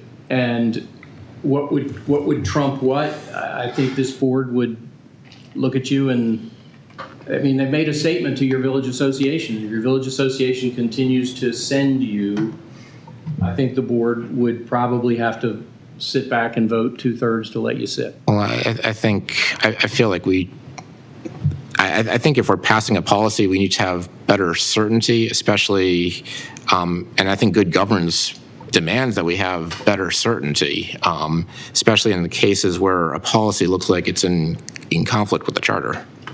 Okay, just really quick, Andy. The way that I walk through this procedure here, it actually benefits any member that has been removed.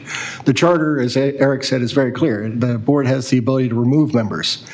The charter is silent on unremoving them or permitting them back in. So if a board member is removed, that is a final decision. This actually provides a way and a procedure for members, if removed, to be let back in. And I think that the clarity is actually refreshing. It actually is. Go ahead.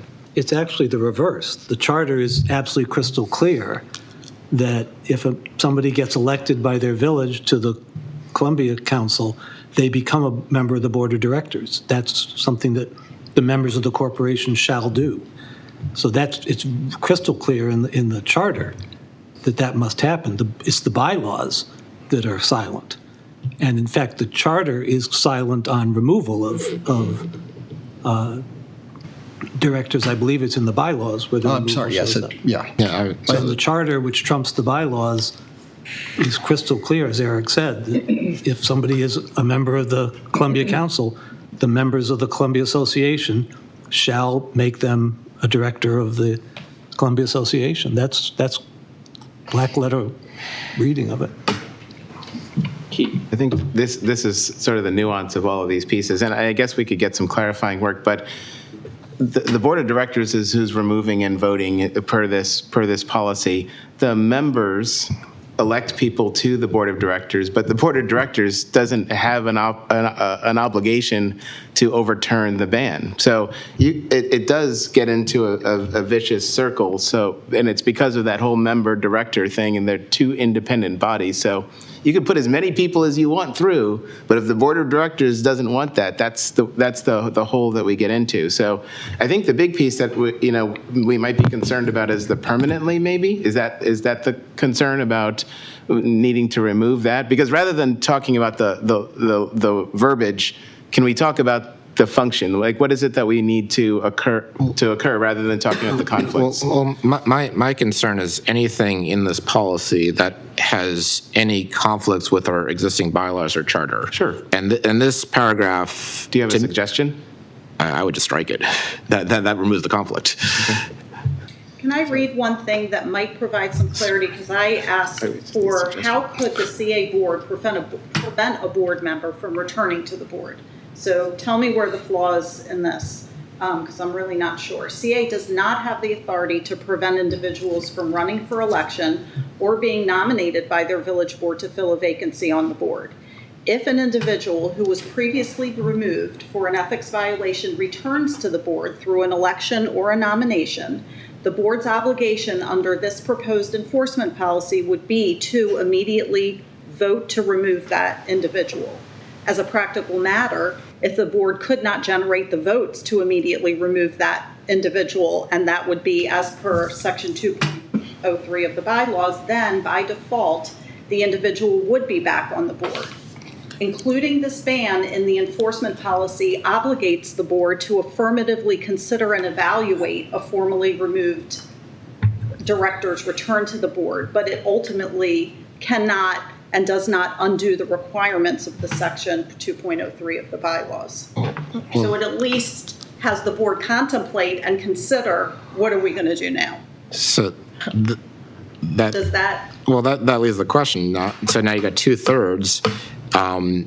In this paragraph, if you're just use this paragraph in a vacuum, it would require 2/3 of the disinterested members to vote to undo the ban. If you were to say that they're already placed on the board and the board's going to remove them per another paragraph in this policy, then you would need 2/3 vote to remove. So those are two different 2/3, and those are two different thresholds. I mean, in one case, you would need 2/3 to stay on, and in the other case, you'd need 1/3 to stay on. So the practical effect is if you're banned, you're sent back, and the vote of the members can't be accomplished to remove you again, the ban is effectively lifted. And that's not the vote, what your point is, that's not the vote that's described at the last paragraph of D. Yeah, there's two different votes described. Karen and Bill. Yeah, so I just have a quick question. I just want to make sure I understand this. When at the beginning of each board year, we're all coming on as council representatives. And as council representatives, council members, we vote ourselves onto the board. You're on the board.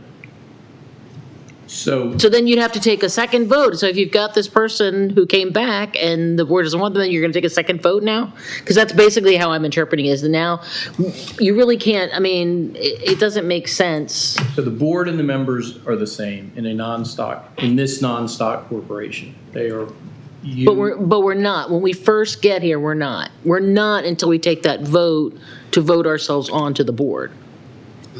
There are also different procedures for members' meetings versus board meetings. You're elected as a council representative. Yeah, and I haven't participated in the turnover. Technically, the last board, in its capacity as members, should elect the next board member, the next board.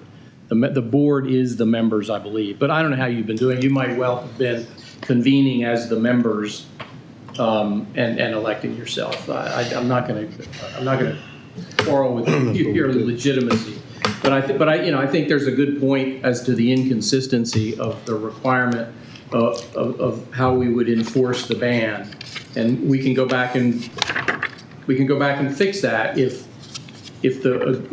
there is a.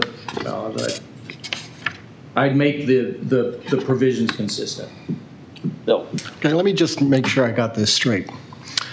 Let's hypothetically say I embezzle $300,000 from this corporation.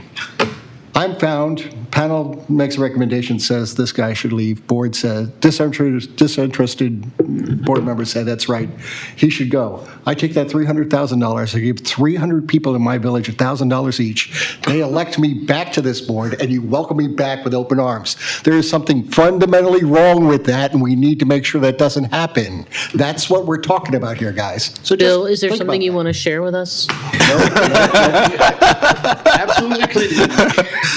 Hypothetically. It sounds like we can move on from this part of the conversation, right? Because there's an acknowledgement that we need to reconcile the language. Yeah, that's what it seems. Yeah. They'll work on it for the next meeting. If the concept is accepted that the board can ban, and then the board can remove if a member gets sent back. Now you're smirgling it again, because it's that the board would have to reinstitute the ban if the member is voted back. Not that they would remove the ban. But it's the mechanics. Is it up to the board whether or not that ban is in fact permanent? And the succeeding board would have to vote on that. Yes. Yes. Not vote to remove the ban, but vote to impose the ban. Well, Because once that May meeting happens, that formation meeting, the members, as the charter says, shall make themselves the I understand, but you could also, on an interim basis, lift the ban. That's all. I was just. That'd be a separate thing that could happen. Yeah. And a question for you, Jackie. I'm just curious, the provenance of what you read. the Providence, like. Provenance, where did it come from? In-house counsel. In-house counsel, thank you. All right, Bill was next. I didn't have, I think I said it all. Then Eric? So I just have a general comment. When we talk about banning members and removal of board members, those provisions are covered in our charter and bylaws. So the question I have is, I find it problematic that we're trying to sort of rewrite those codes in our ethics policy and in the ethics committee charter. I think the charter and bylaws are pretty clear on how those processes work, and I would be hesitant to try to modify those processes in the context of a policy or an ethics committee charter, which should be subservient to the actual charter of CA and the bylaws of CA. I'm not suggesting modifying the charter or the bylaws. I'm suggesting writing this in a way that works with that. All right, so Dennis said that we'll go back and make sure that whatever gets written is consistent with our charter and bylaws. And should we audit Bill? Anything else? I will make the comment. The charter and bylaws, it's frequent in organizations that policies, standards, procedures further clarify, spell out, explain policy and bylaws because they're meant to be pretty high level. So I hear what you're saying from that standpoint, but I think it's normal practice in an organization to have additional policy and documents that help clarify. I would agree, but when it says shall means shall. That's beyond the clarification. Yeah. Okay, anything else? If not, Eric? Yeah, so I've got another question on Section B, complaints. So the second paragraph under Section 1 basically says that CA personnel are strongly encouraged to report any unethical conduct such as conflict of interest, as well as situations that are likely to receive adverse media attention. Why is a situation that is likely to receive adverse media attention an ethical complaint? It just seems like things that receive adverse media attention could be like closing the pools, which we did a couple of years ago, but that's not an ethical concern. It was a decision. So I'm struggling to see why this paragraph is So just adverse media attention is I would have constructed it a little differently, that they're strongly encouraged to report any unethical conduct, such as this and situations that are likely to receive adverse media attention, I think was intended to fall within unethical conduct. So if the grammar is less than pristine, but that it's certainly not intended to make an ethical complaint if the pools are going to be closed. I mean, I just put a period at encouraged to report any unethical conduct, period. The such as should be already outlined in the code. Yeah, particularly given what passes for media these days. We decided to have the blogs, a kid's drag reading at a whatever, then somebody does a blog post about it, negative, then that becomes an ethics issue. Anything else? So just curious, so when those types of things are brought up, what does that mean? Does Eric have to bring that at the next meeting as a potential amendment, or are we going to edit that prior to? So for the first one he raised, they are going to redo language, and I heard Cooper say that they're probably going to rewrite this particular paragraph. No, I was waiting for guidance from the board. Yes. Right. So the answer is yes, we are going to rewrite it to clarify so that it has the understanding that we thought it had. And When we're finished with the discussion, if you don't mind, let's just quickly go through what there is as a consensus of the board or by you as the chair, and we will make sure that in 2 weeks you receive something that has that edification. Thank you. Is there anything else? All right, yeah, just a quick statement. So that was one example. I think there are other examples that could have potential conflicts with our bylaws and charter, so I just recommend looking for all of them, such as things like removal of members, which is in the bylaws, in addition to the ban, just for consistency. So it's pretty broad. But I'm clueless because we're going to re-look to make sure that the phrase you talked about in terms of removal is going to be consistent with the charter and bylaws. Yeah, there's multiple. I'm just saying there's multiple places in both the ethics charter and this policy that refer to it. Like there's actually a place in the ethics charter that refers to removal. So it just. But that's only a recommendation from the board of directors. It's only a recommendation. Okay. The board of directors can ignore the recommendation. Yeah. Right. Okay, so there are two things I heard. Just one last point. Just to be clear, if we were, and I know we don't vote today, but if we were to pass this today, we would have no principal ethics officer. Yes, we still have a principal ethics officer. It says the For principal, the employees. PEO of CA is CA's general counsel. We don't have a general counsel unless somebody's been hired that I wasn't aware of. We have it. We have an interim. Yes, so we have an interim general counsel, and we are hoping to have a general counsel in the near term. Well, we do actually have. Assistant. Caroline. Well, so we keep saying we don't have a general counsel, so it's a, we have an interim seat. Okay.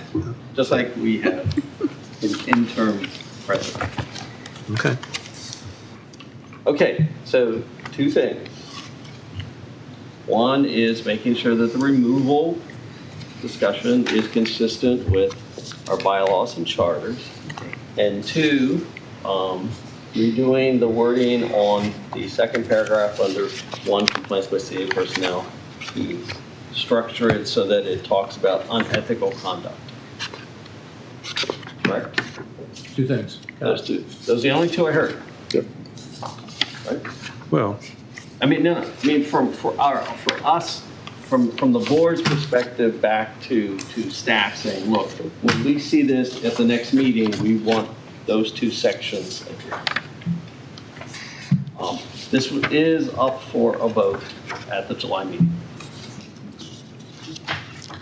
All right. One thing I do want to point out is that the policy actually, there's actually a line in under section D that refers back to the charter. So when I was referring to the charter, the ethics committee charter, there's actually a section in section D that actually refers, last paragraph on page 4, that says pursuant to the ethics panel charter. So that basically states that what's being, the text in section D as pursuant to the ethics committee charter, what is referred to in the ethics committee charter is actually part of this policy, not simply a recommendation. The charter only speaks of a recommendation. Yeah. That's the only thing that's in the charter is a recommendation. So, yeah, then there might be some circular logic that we need to work through. Or not. All right. So there is no suggested revision for that. Okay. All right. It'll be up for a vote at our July meeting. Thank you all. Appreciate it. Let's move on. King's Contractor's request for exception to excess cash calculation. Dennis, anything you want to say? Susan? I hope that material was clear that the Kingston Traverse Village asked for an exception and the staff agreed, and so that's what's presented. So does anybody have any questions on it? No. All right. Is it okay if I simply put this under the consent agenda for our meeting? I mean, we haven't turned down any of these requests. Yeah. It's fine. All right, it's going to go under the consent agenda. Thank you. All right. The highlight. The highlight is All right. It's the exciting So stuff. I would like to introduce Eric Walker, who is CA's Conservation Landscape Specialist. In the background there is Jan Clark, who's our landscape architect. And this speaks to, Eric has done incredible work, and it really speaks to CA's environmental stewardship. And I'm incredibly proud of the work that he does. He has a 15-minute presentation. I told him this wasn't part of that 15 minutes because he wants every second. And if you had an hour, he could do it in an hour. But this is incredibly important stuff. If you have questions after he's done, get them to me in writing and we will answer them. But this is the kind of organization we are. This is a new position. This is a new effort. It's part of what we do. It's part of what's ingrained in the Columbia Association. So with that, Eric, you get 15 minutes. Before he starts, I would encourage all of us to take this back to our village boards. I mean, it is a serious problem. And I think the briefing is very good, but I think our villages all need to make sure that they're aware of this and maybe help. But I'd encourage all of us to take this whole idea back of, trying to manage the invasive species back to our village boards. Okay, Eric, I'm sorry. But before he starts, Hey, Columbo, can this guy? So one thing that didn't make it in time is Eric has a dashboard which has a heat map of all the spots that we're working on, and a little thing on the bottom right-hand corner that says number of trees saved, which gets updated as we do work out in the field. It really is incredible, and I'm really proud. Just really quick, I found out that the link in our presentation actually goes to that dashboard. Yeah, we should be able to bring it up. It's a live link in our. You'll love it. It's terrific.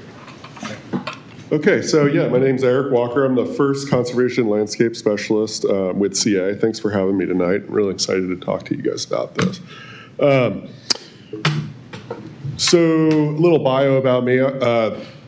Went to the University of Delaware, graduated in 2005 with a degree in natural resource management, and then moved out west to work for the National Park Service's exotic plant management team.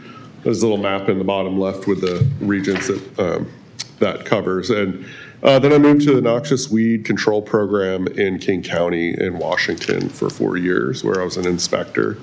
And then more recently than that, I worked for Yellowstone National Park doing a post-fire invasive plant mapping project, and then worked on a large cattle ranch out there doing rangeland invasive plant management. And then moved here to Maryland and worked for the Middle Patuxent Environmental Area in Howard County, and now I'm here with CA. So we're here tonight to talk about invasive plants and our management strategy for limiting the impacts of those. But as we all know, Columbia has a lot of great open space. We have 3,600 acres, and about 2,000 of those are classified as forested.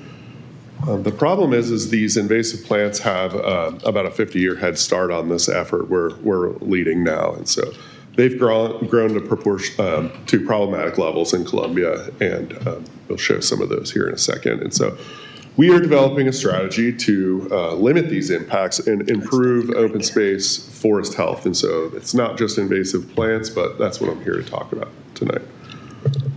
So when you hear me say NNIs, I'm just referring to non-native invasive plants. So we have over 100 species that I've personally counted here in Columbia, and there's likely more. Those are just non-native. About 50 of those are categorized as highly invasive, and so they become invasive when they start to reproduce and their population increases unchecked. And so these are kind of our usual suspects. Well, some of them, the bottom right, you'll see a multiflora rose, and then we've got barberry and king's contrivance there. There was a tree that was pulled down in Harper's Choice last fall that was pulled down from English ivy. And then we have these interesting new invaders like Japanese knotweed up in Oakland Mills. So the primary impact of these NNIs are, and probably the most important impact, is the decrease in biodiversity. And so they alter the plant community structures, and then this alteration reduces diversity of native plants. So that maintenance of biodiversity is an ecosystem service, and when invasive plants come in, that maintenance for long-term for biodiversity is lost. And so these ecosystem processes and services are obviously vital to life, but they're also really important for our open space. And so these NNIs will interrupt forest succession, they'll change the community dynamics as well as the community structure. They can alter nutrient cycling. They're also, they damage aquatic resources. So they actually do cause erosion and loss of streamside vegetation and change water quality. So this slide shows that major impact of the altered successional trajectory. If you can see it on the timeline in the in the top portion there, it says we are currently here. And so that's between 20 and 70 years. So what we want to do is follow that successional trajectory all the way to the right to the climax stage, which would be perfect in a perfect world. But the problem is that these NNIs are actually adapted to the same disturbance that initiates this successional timeline. So at the very beginning on first year, when there's a gap in our canopy, these non-native invasives quickly come in to fill that gap. We see that a lot with multiflora rose. So this alters that natural normal trajectory and that decreases diversity. And so basically our forests are not regenerating. And In the bottom right, you'll see an image of lesser celandine that's in Wild Lake, or no, that's in Longfellow and Harper's Choice. And that's a complete monoculture carpet on the forest floor of this invasive plant.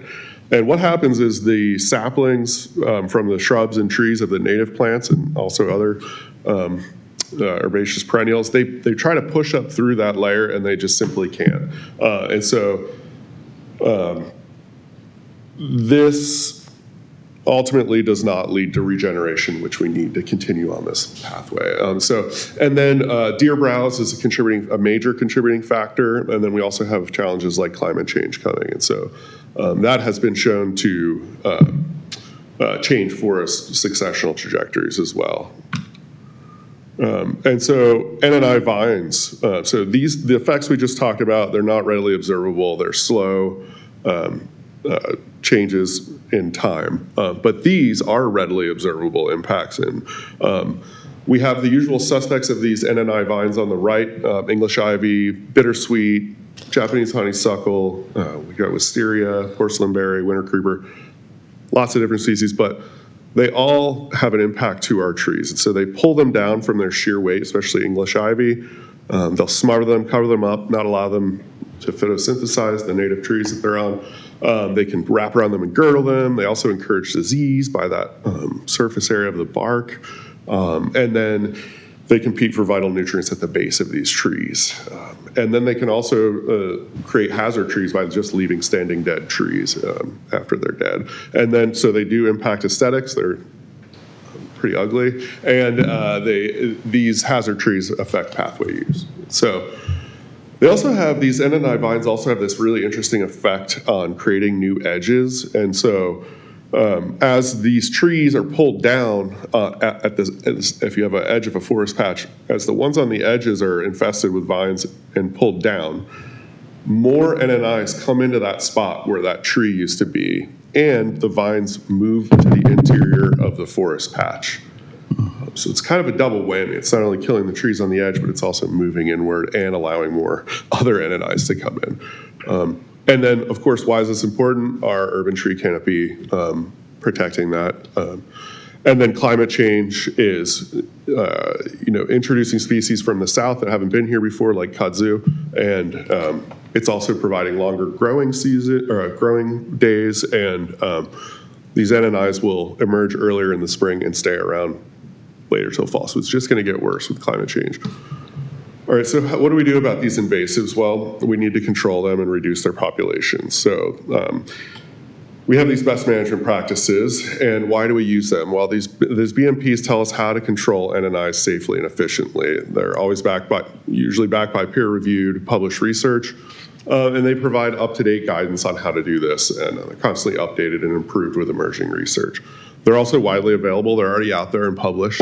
And these sources are of scholarly journals, technical bulletins, cooperative extension publications.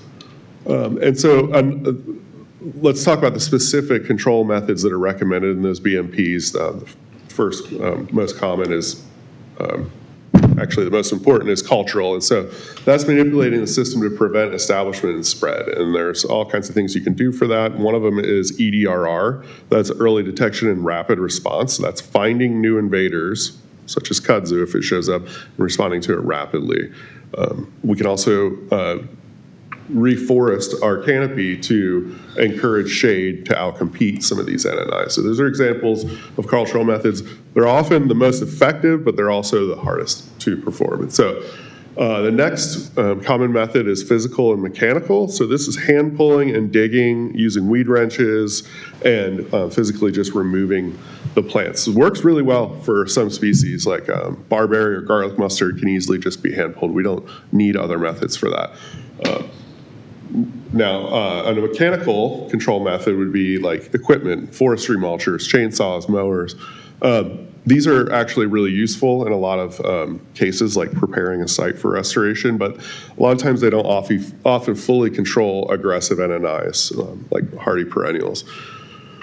So the other method of control is chemical control, herbicide. And so we only use this when other methods are not feasible, and that threshold of the impact of these NNIs is now reaching a level where we have to respond. And so the chemical control is often used in combination with other methods. So it wouldn't, you can't just go out there and spray herbicide and hope that these things go away.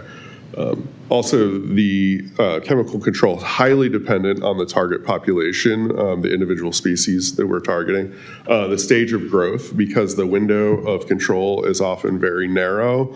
You want to make sure you're doing this at the right time so it's effective. Presence of desirable species, environmental conditions all have to be considered, proximity to water. And so this requires a firm understanding of biology, physiology, and ecology of these target species. You really need to know your enemy. And of course, you have to adhere to these strict guidelines, what to use, where, when, and how. And that's kind of dictated by the Maryland Department of Agriculture, which requires any of our applicators on open space to be certified and use PPE as defined by the label. And that's a federal law to follow the label. Okay, so let's talk about our current efforts. In fiscal year 23, we were able to cover 6.5 gross infested acres of NNIs. And so that would be 6 acres of spaces that are infested at various levels. We started 5 large restoration projects, and we have several more than 11 now of these other NNI control sites. These are certain projects that wouldn't fall into the category of habitat restoration. So in fiscal year 24, we want to expand these large project sites to 8 or more, and then we want to continue opening these individual NNI control sites. And so early detection, rapid response, community requests as a service to our community, and then these smaller NNI sites. And then bamboo, we're still working on that. I have a slide about that. And we have 9 existing sites and want to open probably 10 new sites in 24. So let's take a look at the dashboard real quick. This is an ArcGIS tool that I've been using, and just takes a second to load. So this has all kinds of great information in it. Okay, so this should have a list of our sites here in the upper left. I'm not sure why that's not showing up, but basically you can zoom into these sites and get all kinds of data.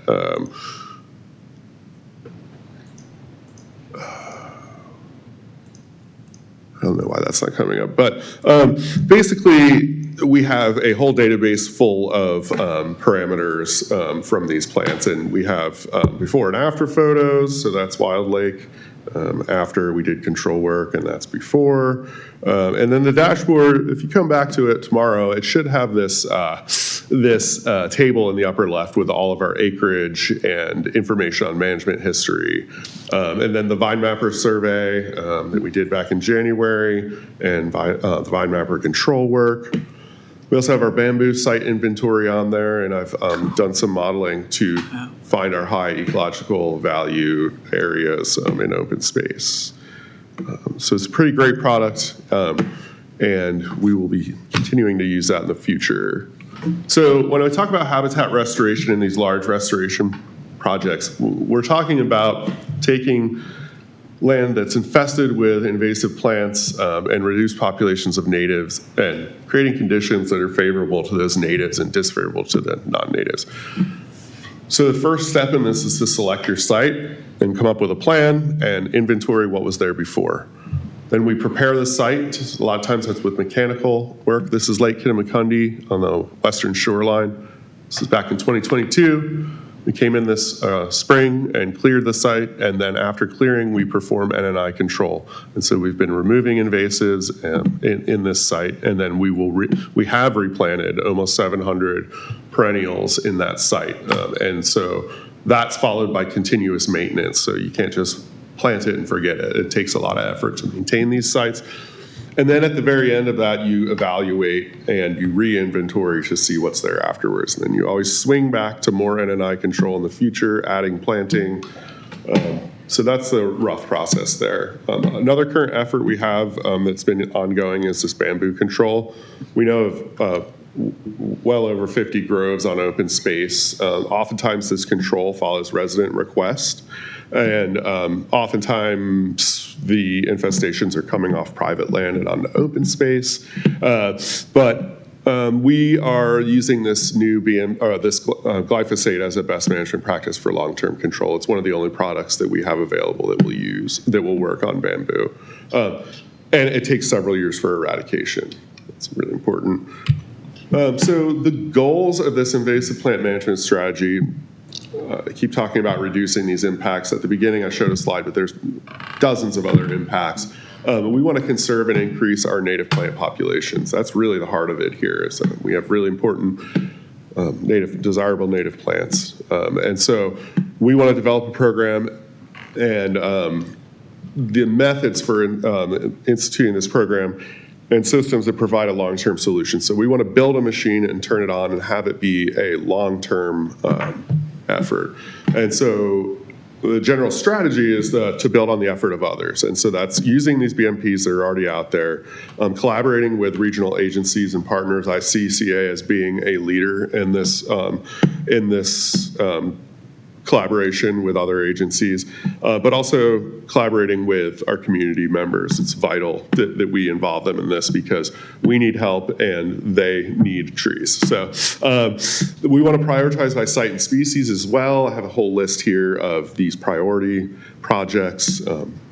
The really important ones are trees damaged by vines, maintaining and expanding our reforestation projects, and of course our riparian areas. We also have to leverage technology, so that provides informed decision-making, improved efficiency, planning, analysis, and reporting.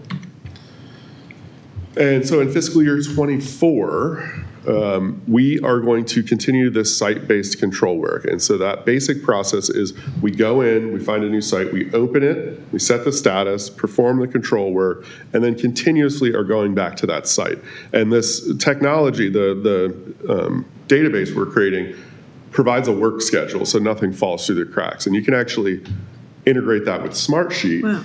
Which then we have a full system, so everything that's happening in Smartsheet just is visualized in real time on a map. So we want to work on that, and then so that site-based control work will produce this database, but also we have this working map, which is really great for analysis and planning. So then the Vine Mapper Community Survey, we want to expand that, working with a group out of University of Maryland, their iConsultancy, to come up with a product for the public to use to map these resources and also the invasive plants. And so I'm going to continue working on that. And then for these priority sites, I wanted to mention the database and working map and schedule of control sites again, because the priority sites we've identified in that previous slide are all going to have this process adapted to them. And so these are the ones I just mentioned, as well as bamboo. And then we have an obligation to work on Maryland state-listed noxious weeds as well. We also want to expand this program. And so staff training for in-house teams in open space is super critical because they will be providing me with a lot of data, but also they'll learn more about this issue and what they can do. And so we want to certainly ramp up outreach and education efforts to our community partners, and create partnership opportunities with the community. And then we will be looking to secure supplemental grant funding this year as well. So yeah, thanks for having me. And there's a lot to this really important issue, and be happy to talk further about this if you guys need anything. Thank you, Eric. Nice. Thank you. Thank you. Thank you very much. And if you have any more questions, Dennis is happy to receive them. Yes. That was about 1% of Eric's presentation. I'd like to close by saying, so Eric doesn't just sit at a desk and do this. He's out in the field, and I've run into him out in the field on sites several times. But the most remarkable thing was on July 4th at 12:10 a.m., I ran into Eric helping out with the special events team. So he's everywhere. But this is exactly who we are. This is about environmental stewardship. This wasn't on your radar. It's on ours. Thank you, Dennis. Nice. And if you don't mind, I'll just email out a link to that dashboard next week. Sure. Perfect. You can see its full functionality. Yeah. All right, we're on the questions only. You saw the budget schedule and the pre-filed state and county legislation. Are there any questions? Just, I want to make sure we're ready for that first meeting in September to bring what our strategy is for our budget for the next fiscal year. Make sure we've talked to all of our villages, bring back all the good ideas for that meeting so we can set the tone for what we want to do for a budget. Last year, we kind of didn't do a great job on that.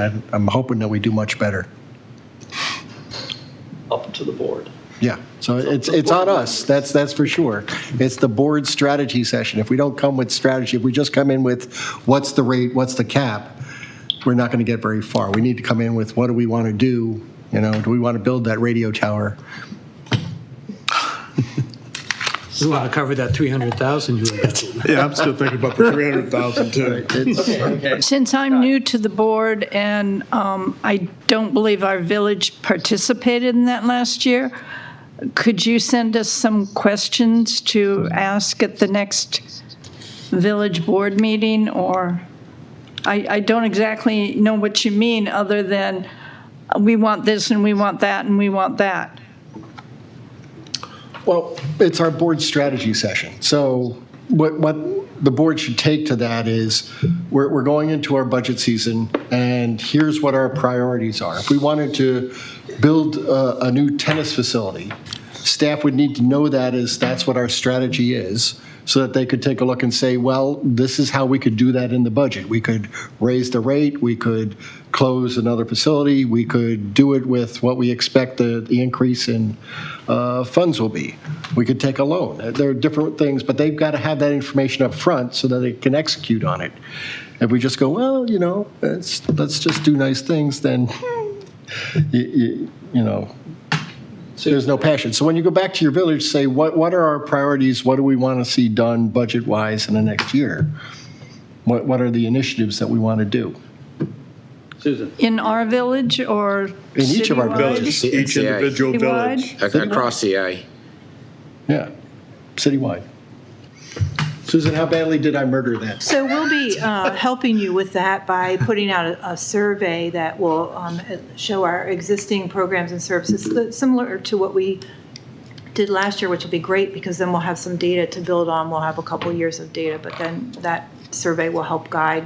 It should be a nice tool for you to take to your villages. Alan? For me, there's a big both and here because there's that, but mindful of our strategy discussion earlier, if all we do is we come with our wish list of things to do, there's no coherency, there's no philosophy, there's no strategy to it. It's just here's the projects and which ones get to be. But it's the beginning. That's what we really, I think where we've fallen down over the years is not having enough of that. And I know that's pulling teeth. But I think it's the beginning, the process. It's getting us there. I mean, you got to start somewhere. You got to figure out what it is. Well, I would start with the philosophy and but anyway. Let's not get into a budget discussion right now. So I was just going to say, I think the key is getting at the right level. If we're at the very tactical, in the weeds level of, okay, we want this pool open an extra hour, we're not going to get very far. But if we're at a higher strategic level, which basically ideas that sort of cover all of CA, I think we'll be better suited. So I would just remind you that you whether you like it or not, you have one more year on this strategic plan, and so you're not going to have a new one set up in time for this budget process. Right. So, No, I wasn't thinking about a new plan. I'm just saying, if we don't approach the budget strategically and we only approach it projectally, that's problematic to me. So let me ask, does anybody have a problem with the schedule? Because we're going to put it on the consent agenda for approval. Yeah. That's what we had for Yeah, it's. I guess it's. looking at the schedule, I'd like to, so I see a lot of bars, and it's not really clear to me what needs to be done by what date on the schedule. So if we're actually putting this on the consent agenda, I'd want to see a clearer schedule of at this date this needs to be done, at this date this will be done. Because just looking at this schedule, I find it hard to understand. All that information is on there. What I did is I drew horizontal lines to make it easier to separate the colors. But I'm taking a ruler and trying to figure out how far I am between December and January, and then you can make vertical lines. they need a protractor. So once you establish the approach and the strategy and the general timeline, then we will lay it out for the specific meetings. Okay. I'm just going to go get somebody to set the Drew's got it. We Never can't mind. leave now, we better. All right. Proposed new topics. Eric? Yeah, so at the last meeting, I proposed a topic which became a topic about discussing with the school system about the use of the pathways. So I just want to know what discussions, if anything, we've had with the school system I about the did talk pathways. to the superintendent, and he assured me that none of the schools are going to start at a time period where any of the kids would be on the pathways when it's dark, and that it isn't as the increase in distance. For instance, at the elementary school level, the kids are going from the travel distance used to be from the front door of the school 1 mile out. Now it's from the perimeter of the school property, that elementary school property. So it has not increased that much. And it's similar for all the schools. So it's not as, and I thought it was a big deal going from 1 mile to 2 mile, but it's not as big as I thought. In addition to which, the kids are not going to be walking in the dark on the pathways. They're starting, all the schools are starting later. I didn't realize that when I talked to them. So I don't think it's an issue for us. We don't treat, we don't stop at a mile out for the Bryant Woods travel path and do something different. We maintain all the pathways at the same level, snow removal, trees down, whatever it is. So that's not an issue for us. I don't, it's really. So our operations will not be impacted? No. Okay, thanks. Dennis, just to give you a heads up, for Wild Lake High School, the walk line this last year was right about where the Birches sign is in Running Brook. It is now to the stoplight at Centennial Park. Yeah, that one went from 1 point, he said from 1.5 to 2. That's the difference. It's the entire length of West Running Brook Road. It's quite substantial, and times have been pushed back, but if you have to walk that extra distance, you're going to be starting in the dark at the house before, and then since it starts later, it ends later, and when the sun goes down at 4 o'clock, you're walking in the dark when you get back home. And it's repeated over with Hopewell and Owen Brown. We need to look at it. We need to actually get some maps out and figure it out. Does it increase our liability if we haven't, we can't be out there every minute taking ice off each path? So generally, we are, the pathways are cleared well in advance of anything else and maintained at a much higher level. If I get a complaint about the pathways, it's why haven't you done the road? I mean, literally, why are the pathways clear but I can't drive my car? That's typically the complaint I get. Yeah.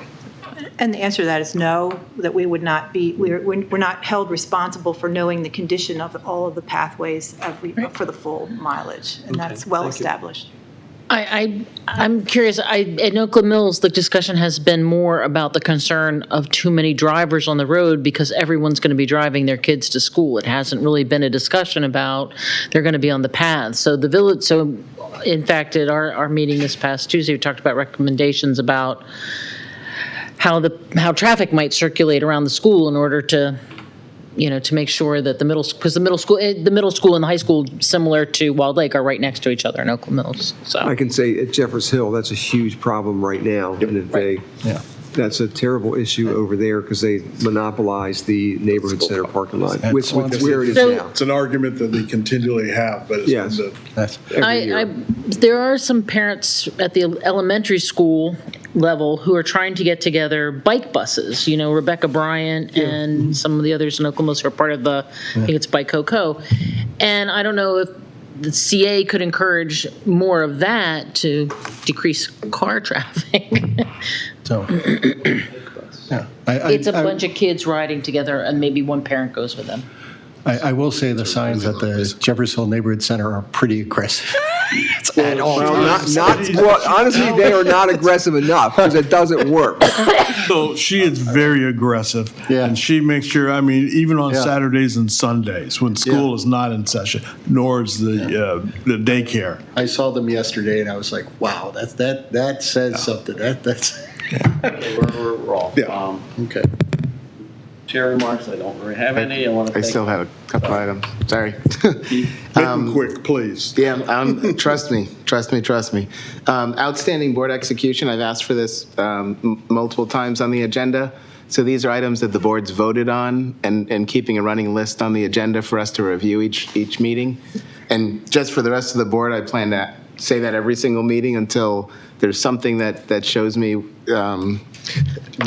what's going on. The piece today was an example of that for me because they had a board vote that had a memo the day before, and it really needs to be incorporated into the board package in my assessment. So the board operations, I think we need to spend some time on that in the sense that we haven't captured all of the pieces that we spoke about that I'm aware of yet regarding the training and onboarding and evolution that we wanted to make happen. So it seems like if we're moving away from the committee structures in particular, also if that's a potential direction that we need to figure out how we're going to handle those pieces before the year goes by us, because we're already getting ready for a recess and we're off to budget and everything else. So those are the two